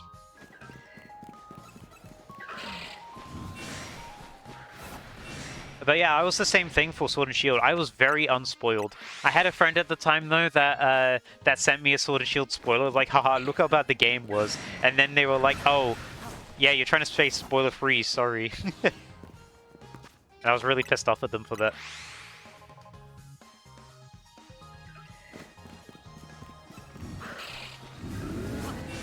Yeah, I remember telling you that story.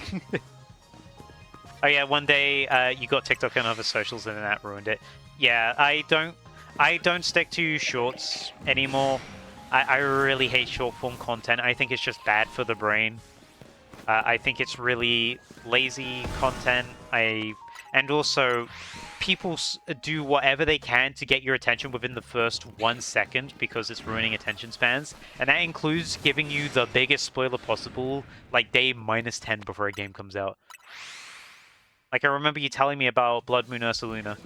Because you got spoiled really, really heavily on Blood Moon Ursaluna.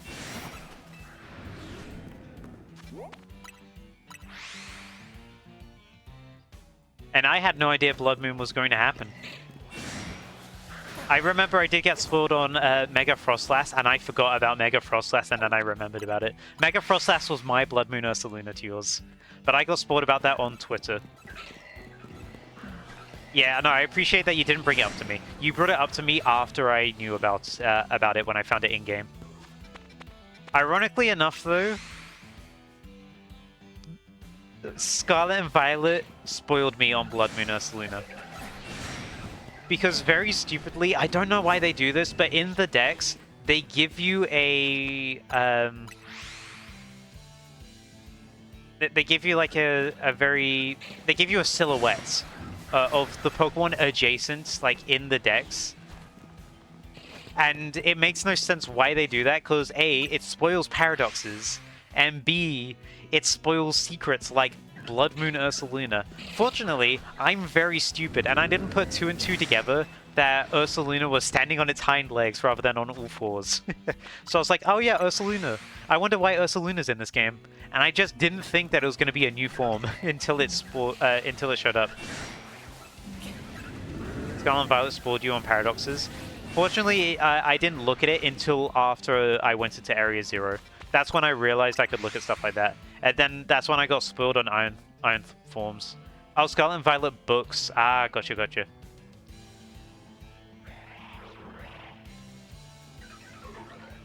Your joke failed? Oh, tragedy. Now let's check if there's a shiny Pumpkaboo back here. The answer is no. The answer is no. Low-key, I'm still kind of mad. Yeah, the mesh of those paradoxes. The mesh of the Legendary Beast and the mesh of the Swords of Justice. I wish that ended up being a real Pokemon. Like, it's cool that they exist individually. But there should have been a mesh of all of them together because it's such a cool design. It's so cool, and it's such a shame that we never got that. Like, they really should have made it. Like, we could have had... The Legendary Beast could have been like a fire-electric typing. That would have been amazing. I don't think we have a fire-electric type yet in-game. And then the Swords of Justice could have been like... I don't know what the Swords of Justice could have been. Maybe Psychic Steel. Oh, that's really strong though. Maybe in Legends Paldea. It'll happen one day. I mean, Legends Paradox has a ring to it, you know? I would not mind a Legends game about the Paradox Pokemon. Because they gotta be coming from somewhere. That time machine is still in Area 0. It's still there.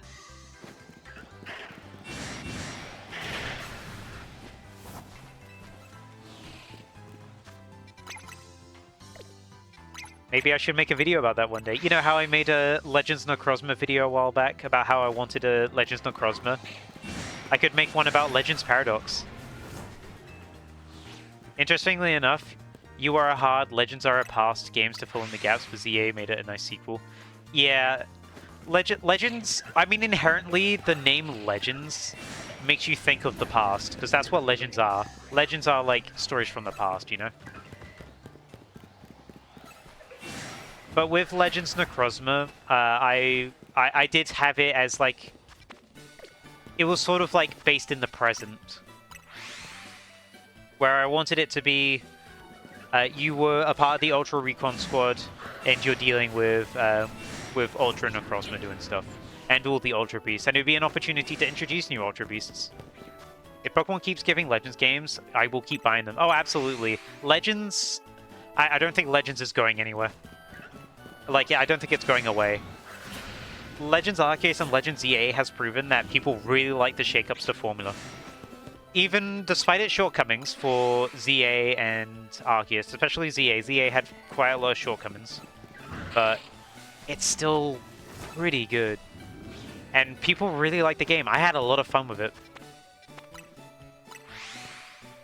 Give us a game where we play as a bag guy. Oh yeah, Legends Grey. We want the original dragon. Absolutely, it'll be great. Legends Kyurem, for sure. I'm not going to make a video about Legends Kyurem. As much as I think it'll be great, I want to sort of touch on ideas which people won't think on as much. Which is why I said Legends Necrozma. Because I think Legends Necrozma is an idea people wouldn't have thought of as much. Maybe I should revisit the Legends Necrozma idea again one day. Maybe do a follow-up to that video. Because I still fully believe in that idea. But I also want to do a video, just talking through the idea now, I want to do a video on Legends Paradox. Because I think having a Paradox-themed Legends game would be really good. Expand on the Paradox theme, add more Paradox Pokemon, explain where they came from, and how Terabagos comes into it. Legends Arceus Day, absolutely. Although my concept for a Darkest Day game... Yeah, he drops so much lore, and now we have L as well. Do you want to know my concept for a Darkest Day game? For Darkest Day, I was not going to have it be a Legends game. I was gonna have it be a Dynasty Warriors game. Pokemon Warriors Darkest Day. Because I think it would just be ridiculously fun to have a Dynasty Warriors style Pokemon game and have it be based on the Darkest Day. Like, you play as Zacian and Zamazenta and other Pokemon that are fighting nearby. Pokemon Conquest is not Dynasty Warriors. It's not even close to Dynasty Warriors, other than medieval setting.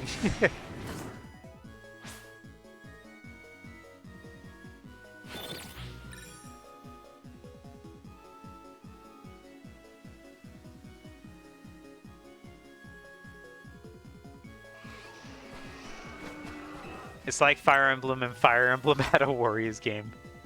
True, they did have 3 houses.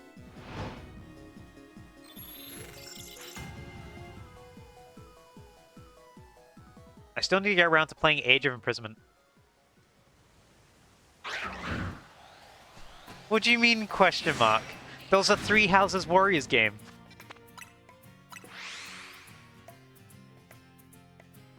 I know there was Fire Emblem Warriors, but there's also 3 hours, 3 hours? That's how long the game is. No. There was a 3 houses Warriors game as well. 3 hours. Welcome to Fire Emblem 3 hours. I might not be wrong. I actually don't know. I haven't played that game. I still need to get around to playing Age of Imprisonment at some point. But I really liked Age of Calamity. Age of Calamity I thought was a fantastic game. I love Age of Calamity. You still need to play the Warriors. Ooh, he's not played it. And AOI.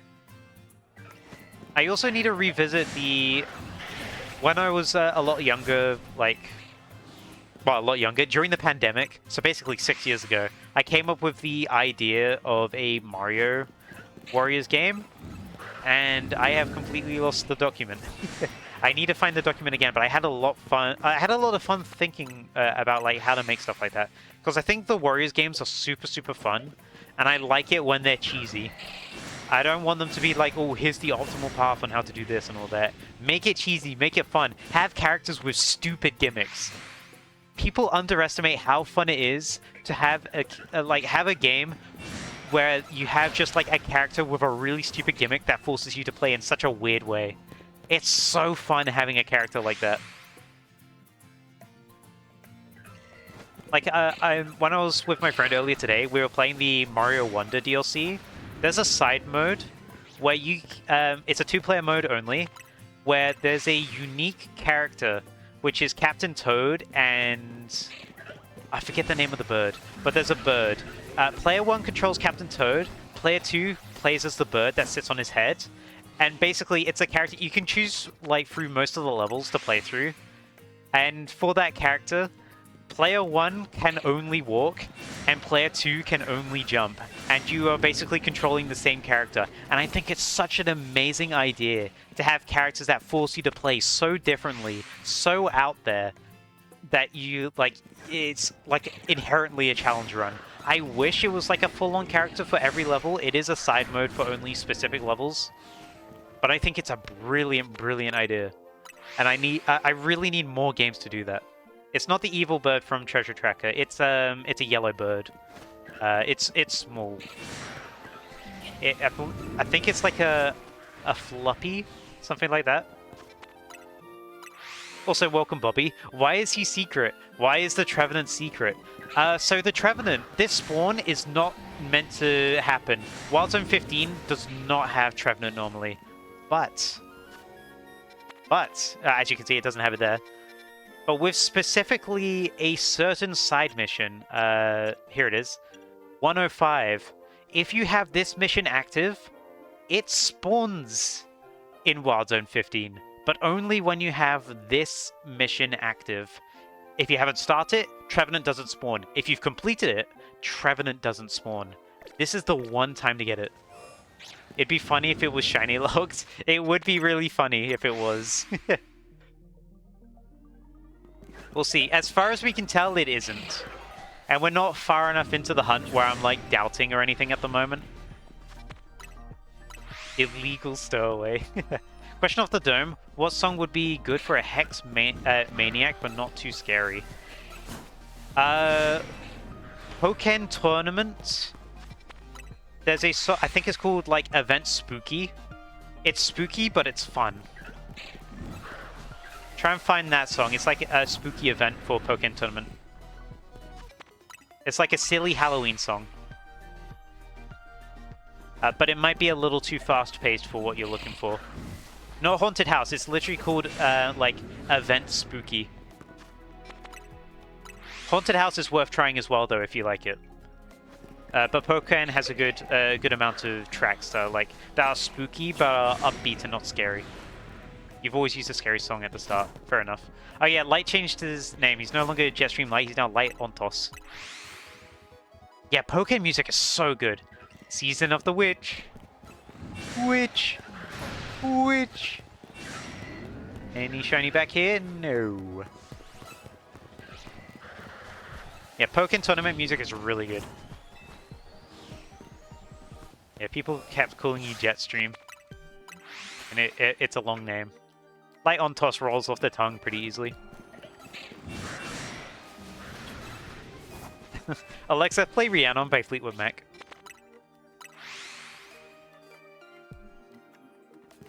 Thank you. You're welcome. How you doing today, Bobby? Hopefully you're doing good.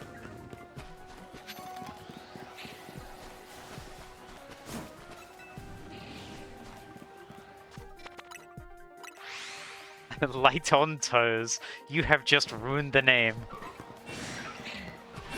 It's like when Light ruined the Minecraft song name Mice on Venus for me.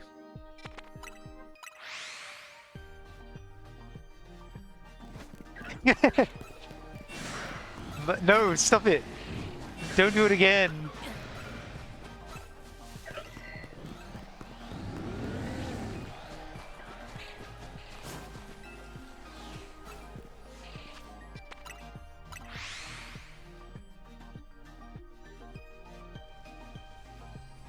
I just got at everyone. Had to take a peek at it. Since when are mice dancing on Venus? Oh, it's Minecraft, it's not real. You can't find anything spooky. You might just use Haunted House. Let me try and find it. What's the name of it? I have it in my folder. Quick pause as I try to find the name of the song. I have the name of it here. It's not going to be here. It's I'm messing up my folders. Here we go. It's in... Okay, it's called Halloween Event Pokémon Tournament. So look up Halloween Event.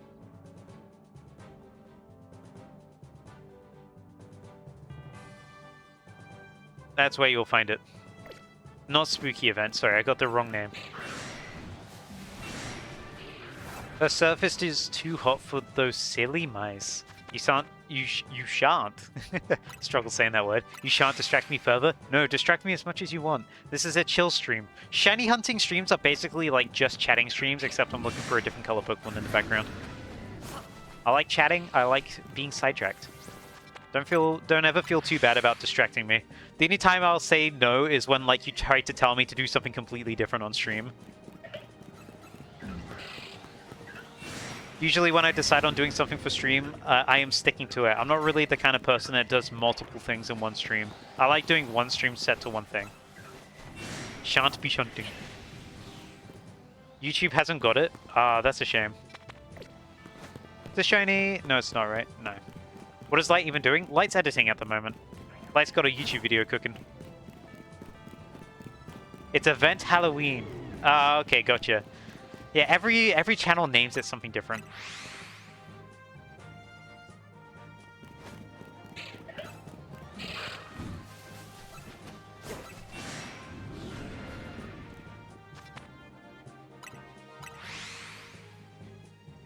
Oh, by the way, I have a blue sky. Look at that. That's a new timer. New timer message, by the way. I decided... well, I realized I don't really tell people I have a blue sky. If you want to see me post thoughts every once in a while, because I do post on my Blue Sky. I don't really post on Twitter. I hate Twitter, honestly. It is not a good website. But Blue Sky, I find a lot more chill. Although I don't really go on it much. I just sort of post my thoughts every once in a while. If you want to see me post some random things on Blue Sky, go ahead. I'll typically post my thoughts there.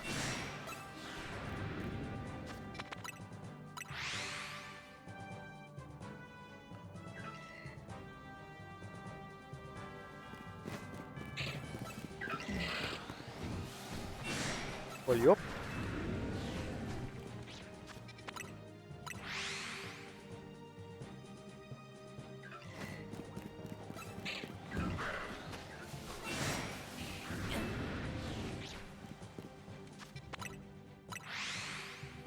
Let's check the elemental marquees after this run through. Actually, I'm going to check the Pumpkaboo first. You've been boogieing to these tracks? They're really good. Monkey.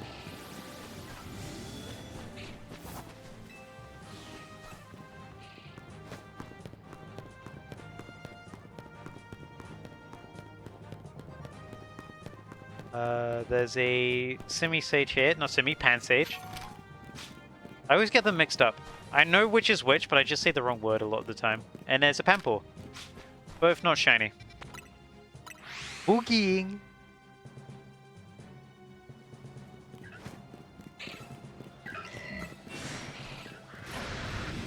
Wah.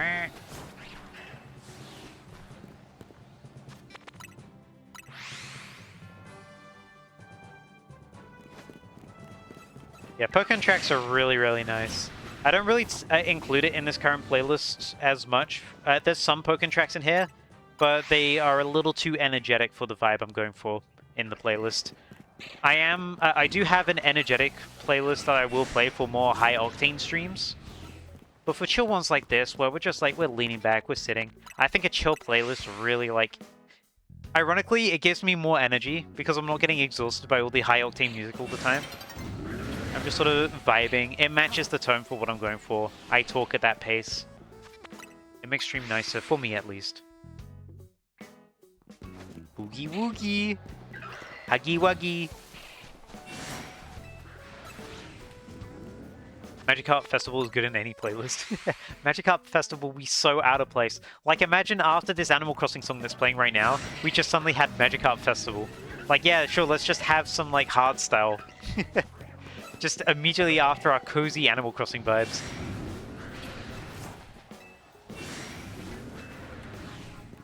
Oh yeah, Holy Jolly Village from Partners in Time. I need to remember to do that. You have requested that a few times, and I remember adding it in the past, and I remember agreeing. It is very cozy. Mario and Luigi have very good soundtracks.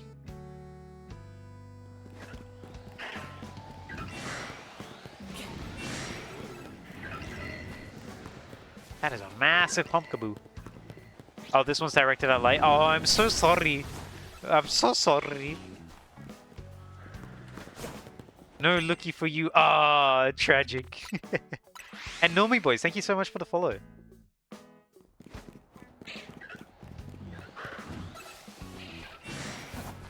I can't believe...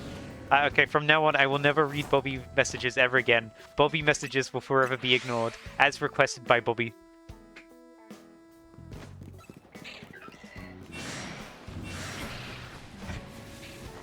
I'm not laughing at your message, Bobby, because I didn't read it because I'm ignoring you now. Oop, wrong one. Let's go to here.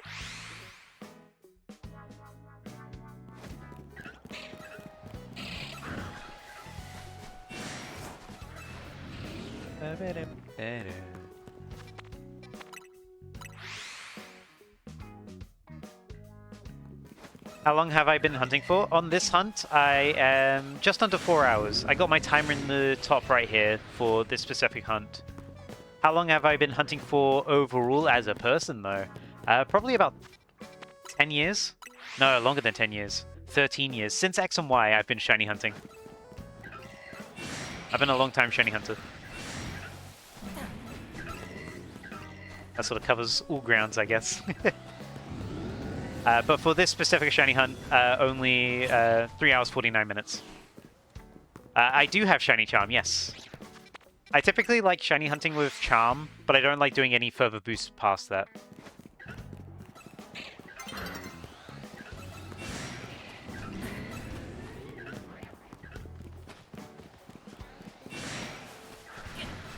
Roly-poly. Oh, day has reset.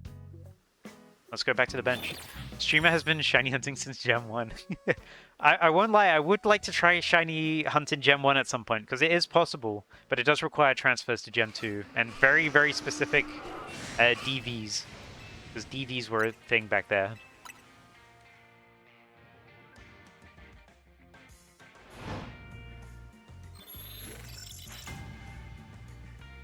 It's cool thinking back to, like, DVs. Like, we'll never see DVs again. We'll never see AVs again, either. But it's cool that they're, like, a thing. Actually, I'm very curious if Gen 10 if IVs are going to stick around, since they're... Well, every Pokemon's assumed 6 IV in Champions. So I guess IVs are probably still going to be around in regular Pokemon. Champions is its own sort of beast.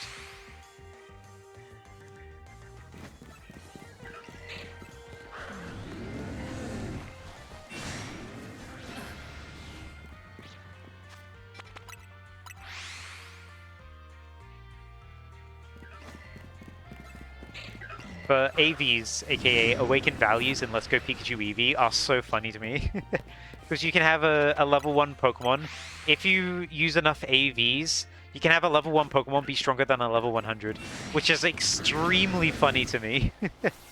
Like, to the point where the stats don't fit on the graph on the judging screen. It's a really funny system. Actually, that gave me an idea. That just gave me a really stupid idea. Level 1, the pinnacle of power. That might be after I finish the level 3 shiny Dragonite hunt in Let's Go Pikachu Eevee. I might try and see how quickly I can get a really, really high level 1 with AVs. Not the level 1 Gauntlet. Unfortunately, I don't think level 1 Pokemon can spawn actually in that game, which is a shame. I need to figure out if they can. But I don't think they can.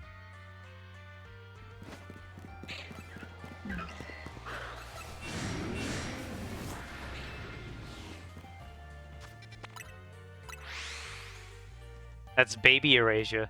Totally. I think the lowest I've ever seen in that game is level 3. Which coincidentally is the level of the Dragonite that we're trying to go for in that game. Not right now though. These Trevenants cannot be level 3, they are level 40 or 41.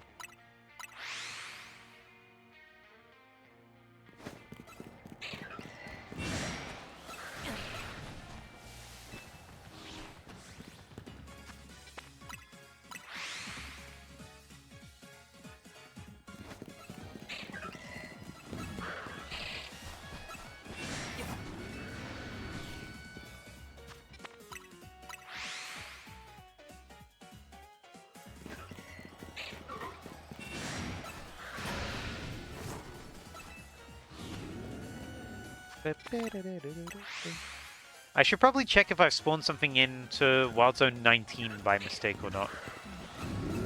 Because we're pretty close to Wild Zone 19. Let's go take a look. Like, there could be something on the very corner that we're spawning in accidentally. Well, that Kangaskhan's pretty normal. Burfro's normal. Okay, it doesn't look like we spawned anything here. Yeah, it seems like we're far enough away. Oh, I'm going the wrong way now. To Cafe Ultimo! Away! I didn't check the Trubbish. I should probably check the Trubbish before I go back to doing rinse and repeats of Wild Zone 15. Let's see. No, nothing from these guys. I'm surprised we only had the one shiny from those guys so far. You're working through Super Adventure Box achievements today in Guild Wars 2. What do Super Adventure Box achievements entail? Are they really tough ones? I almost said Garden Warfare 2 again, by the way. Plants vs. Zombies has rotted me. Are you gonna go now? See it? No worries. Thanks for coming by, Normie boys. Hope you have a good rest of your day.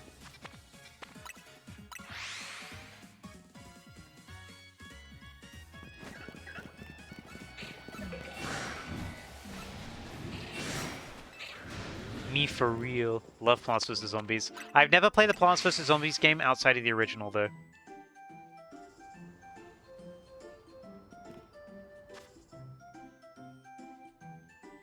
I just got a message about something.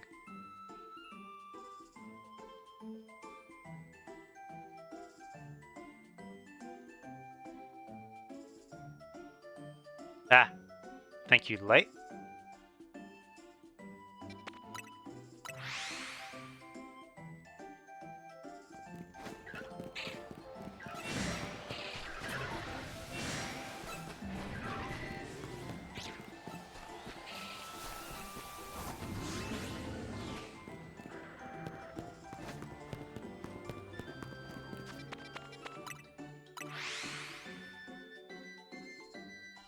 He sent a funny meme of haha look and he looked. I did, I take a peek. Shima got scammed. Ah! I don't have OBS open. There we go. I heard myself get noticed. Super Adventure Box is part of the April Fool's traditions. It's a big retro pixel platformer game inside of Guild Wars 2. You almost have the World 1 achievements done. Just miss. Oh, I went the wrong way. Just missing the ones for the ones for all baubles, and one thing I can only grab in hard mode. Ah, gotcha. I guess baubles are the collectibles in that game, like the rare ones. Oh boy! Another shiny alpha. All right. Oh, come on. You gotta be a bit nicer to me than that. We need this guy to calm down.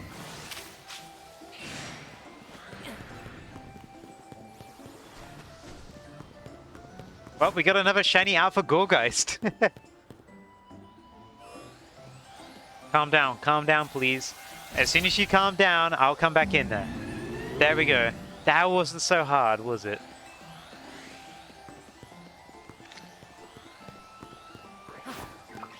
What? Can I not hit you with the Pokeball? Oi! Get in the Pokeball. There we go. And there we go. Another shiny Gorgeist. Another shiny Alpha Gorgeist, I should say. This one was being a little rude.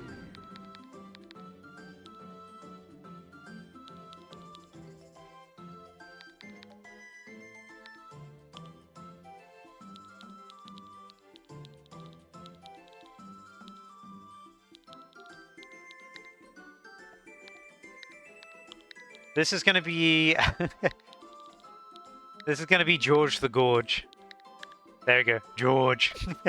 Welcome, George.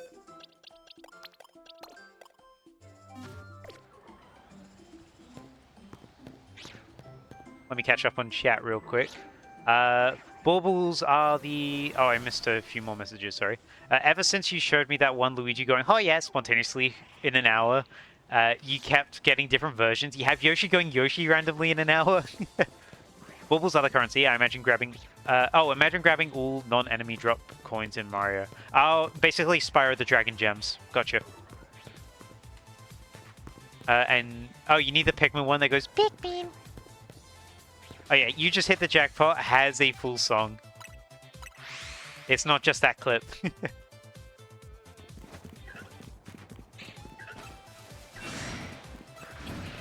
Now, what phase are we on now? We're like probably phase 9, right? I've kind of lost track.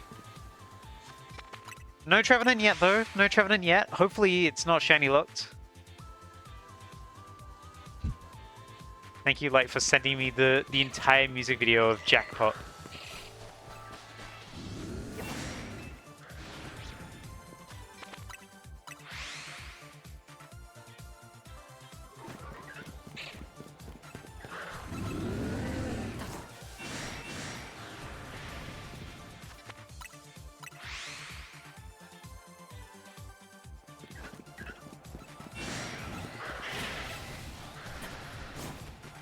Just hit the jackpot with that Shalfa. I'll hit the jackpot when I get the shiny Trevenant. After all, that is the target for this hunt.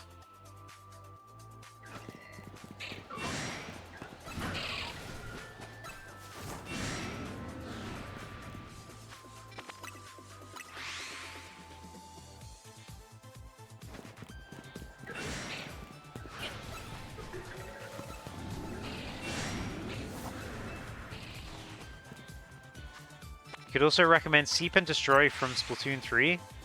It's that dinky song, but Splatoon version. Trevor and George should hold hands. Who's Trevor? Oh, Trevor the Trevenant. I see.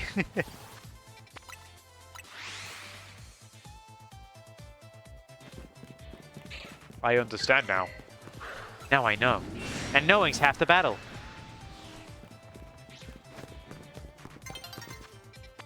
Waymo or whatever they say in Squid. You mean Rummy?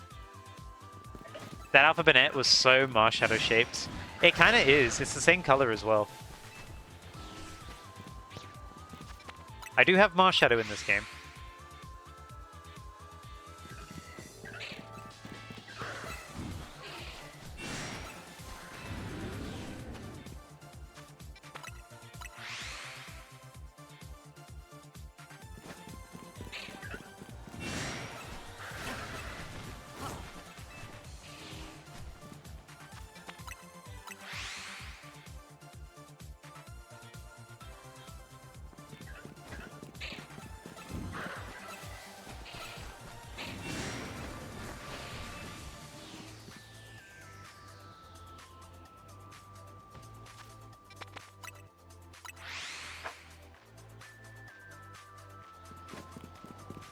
Squid Sisters, Off the Hook, and Deep Cut are my beloveds. I wonder if there's going to be a Splatoon 4 anytime soon, because there's no Splatoon native to Switch 2 yet. And I imagine they'll probably want to get on that, considering how big Splatoon is. It's kind of crazy how fast Splatoon has grown, by the way. I remember when that was like a brand new IP, and people were like, we have no idea what's going to happen. Yeah, Big Man seems chill. Big Man seems nice.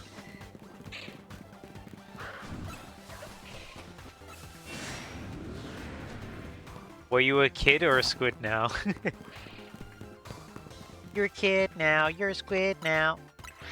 I remember when that advert dropped, I was actively like watching YouTube when that dropped, so I watched it 5 minutes after it came out and I was like, oh my god. This is one of the the most annoying adverts I've ever seen.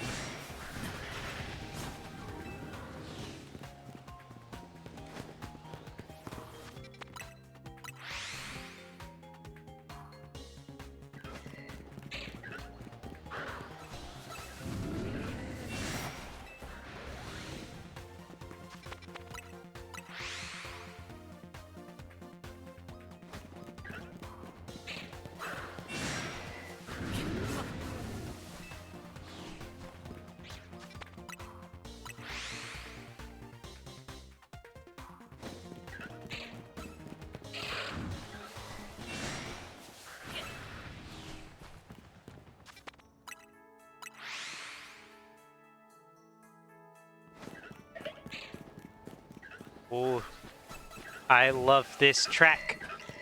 Slumbering Weald. Ooh. Ooh. What child lost their giant plushie in a park a few decades ago? Ooh. Who lost this?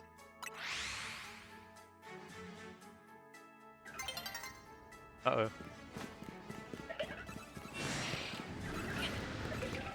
Well, no shiny Trevenant, just checking if there's a shiny back here. There is not. We are good.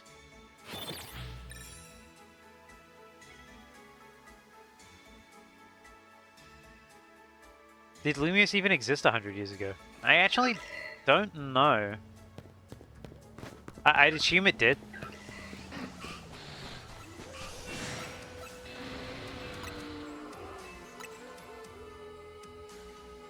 Yes. I mean, we have a history from Lumiose because there was an ancient king. But I don't know if it was Lumiose back then. I accidentally turned into Luigi for a second. Sorry about that. I stretched and I was trying to talk and I turned into Luigi. I was like, oh yeah, but I don't... My name's Luigi. Hello. AZ is 3k years old and he was the old king of the region. Yeah, but he was the king of the region, but we don't know if Lumiose was a thing at the time.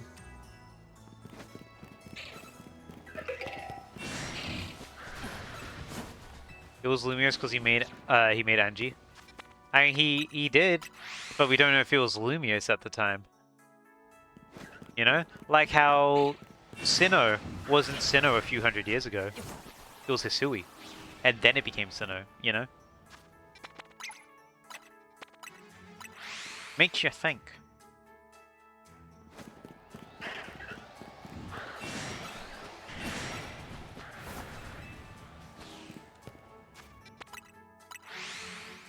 Legends AZ, where we actually see the past again. He built Lumiose from a tower. It was mentioned in the lore. You are a lore keeper like Zinnia? Zinnia was kind of crazy though. Quicksand makes you sink. Oh, what are you thinking about?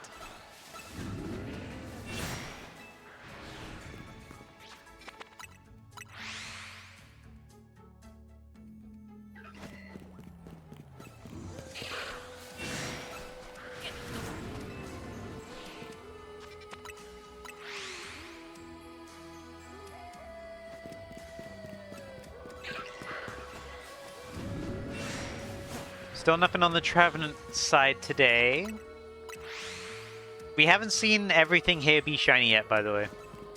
So we're still not in the territory of it's shiny locked. It's not shiny locked. Shima, you can't just pull that German joke. What, I thought you were setting me up. I was inclined in great humor.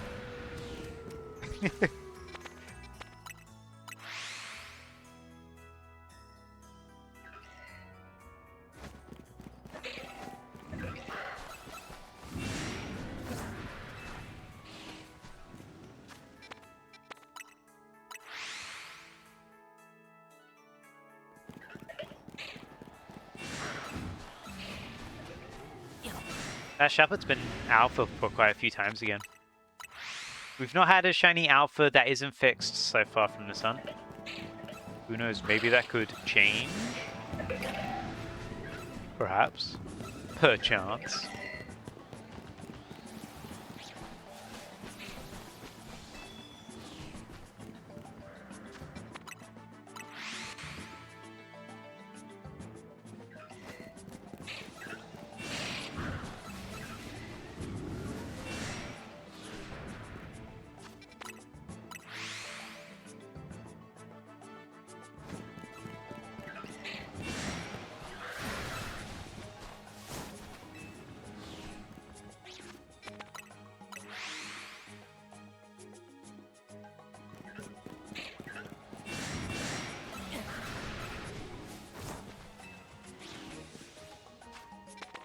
Whoops, don't do that.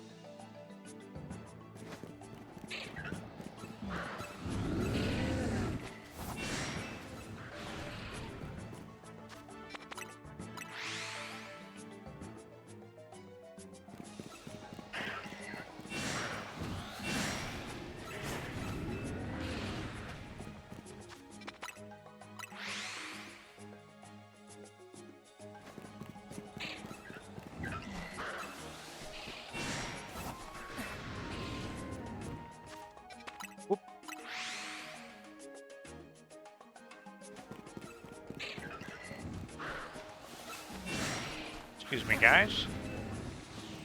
Let's go check on Trubbish again. I've not checked on Trubbish for a little bit.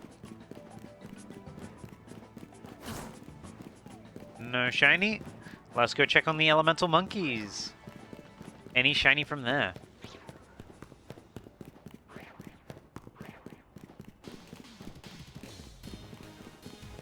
Nothing on this one. And then there's one all the way back here, which also does not look shiny. Yeah.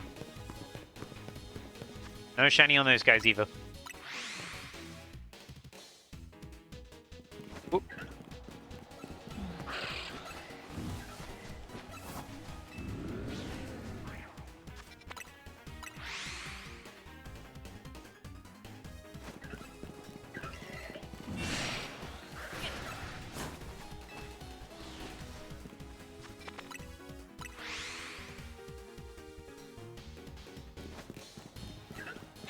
Let's check this corner again in case the shiny spawned back in. I'm still very cautious of... Yeah, especially this one hiding behind the bush. Because we almost failed that first shiny Pumpkaboo that we had on this hunt, I'm so cautious about that corner now. Especially with the day-night cycle glitch with shiny Pumpkaboo. I don't want it to despawn.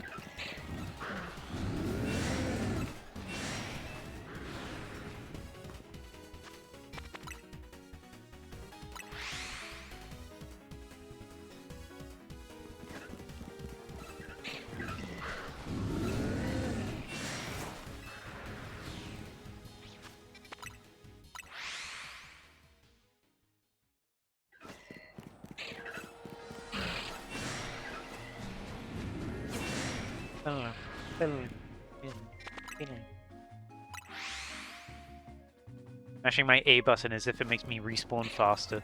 Quickly, we must find more Trevenant. The birch woods, the creaking will be here soon. We just gotta keep at it.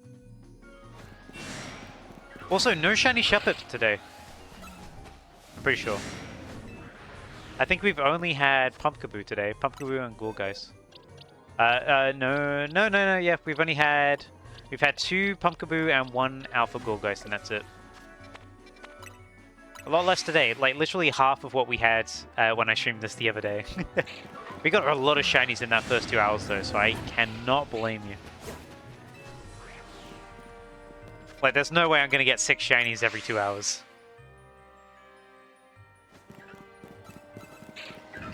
Shuppet is shiny locked. Shuppet will never be found. No one has ever caught a shiny Shuppet before. There's no evidence of it.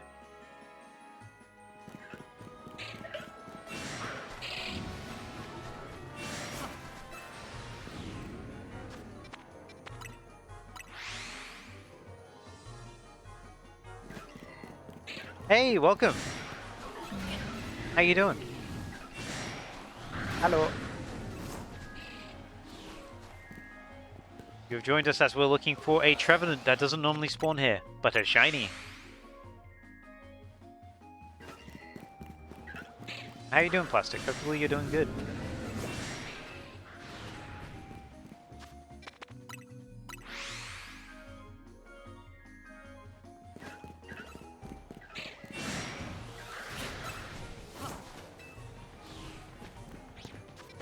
Oh, there we go.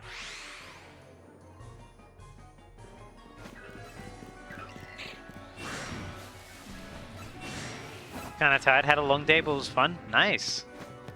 Yeah, I can understand. I'm a bit tired as well. I had a fun day as well, but tired.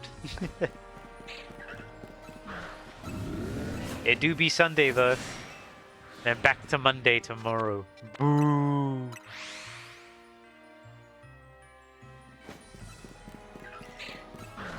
Look, tomorrow is... Fortunately, I'm working from home tomorrow, but I got a bunch of admin stuff I gotta get through.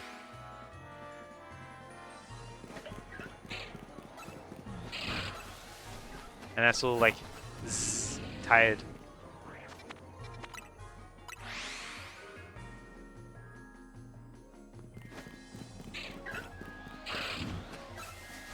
But I mean, at least I get to be home, you know.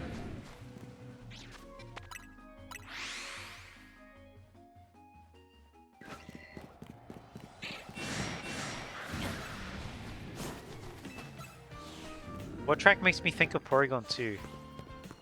Mr. Porygon 2 fan. You know what? That is a question I've never thought in my entire life of being alive. I had never thought what music to associate with Porygon 2. That's a really tricky one. Maybe the Game Corner. Because you get Porygon at the Game Corner.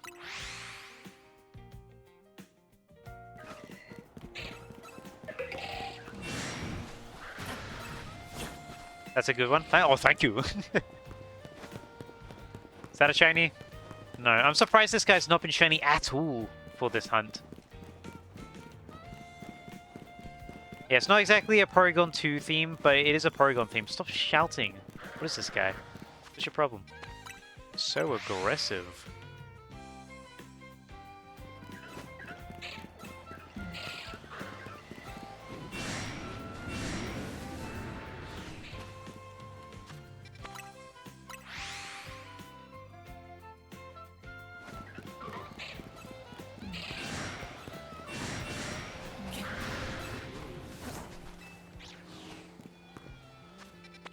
taking a bad line to the exit now. I gotta be better.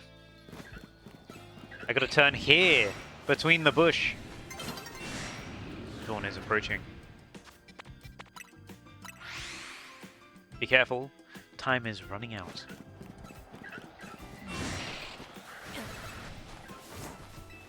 You're using the Heart Gold Soul Silver version because it's better than the Fire Red Leaf Green version. Fair enough, yeah.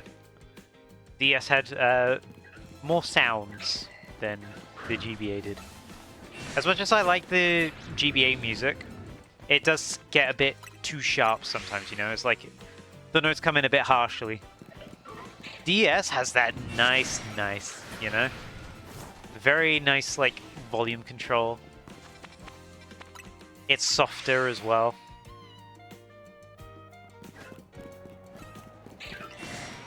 We love the DS. We also love the Game Boy. And the Game Boy Advance and the Game Boy Color and all that.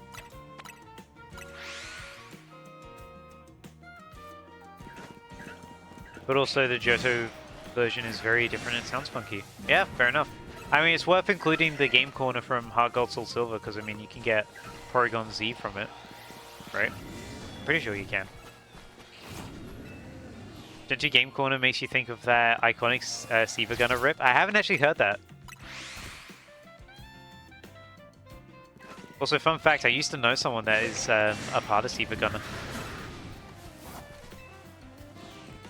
Which is really weird. I have those really strange, like, acquaintance connections. Yeah, you? No! I'm waggling my finger at you. Yeah, he's lulling. It's come full circle. He's come back to the joke from the start of the stream.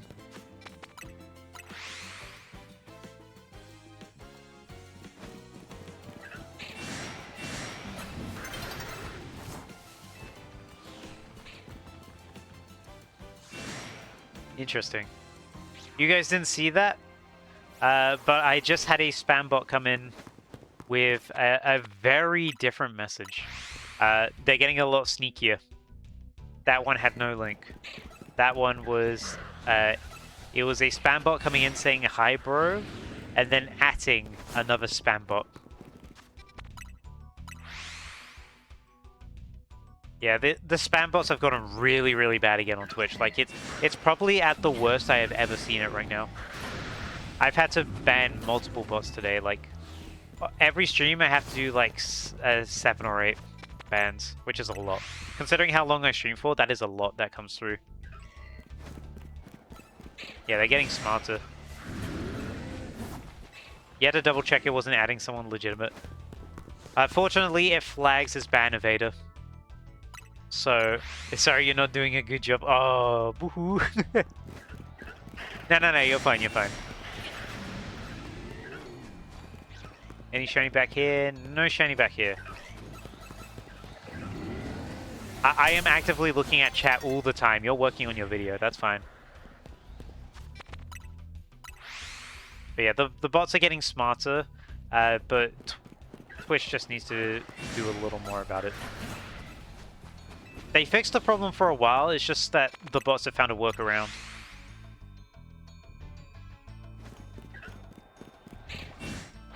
Nothing there.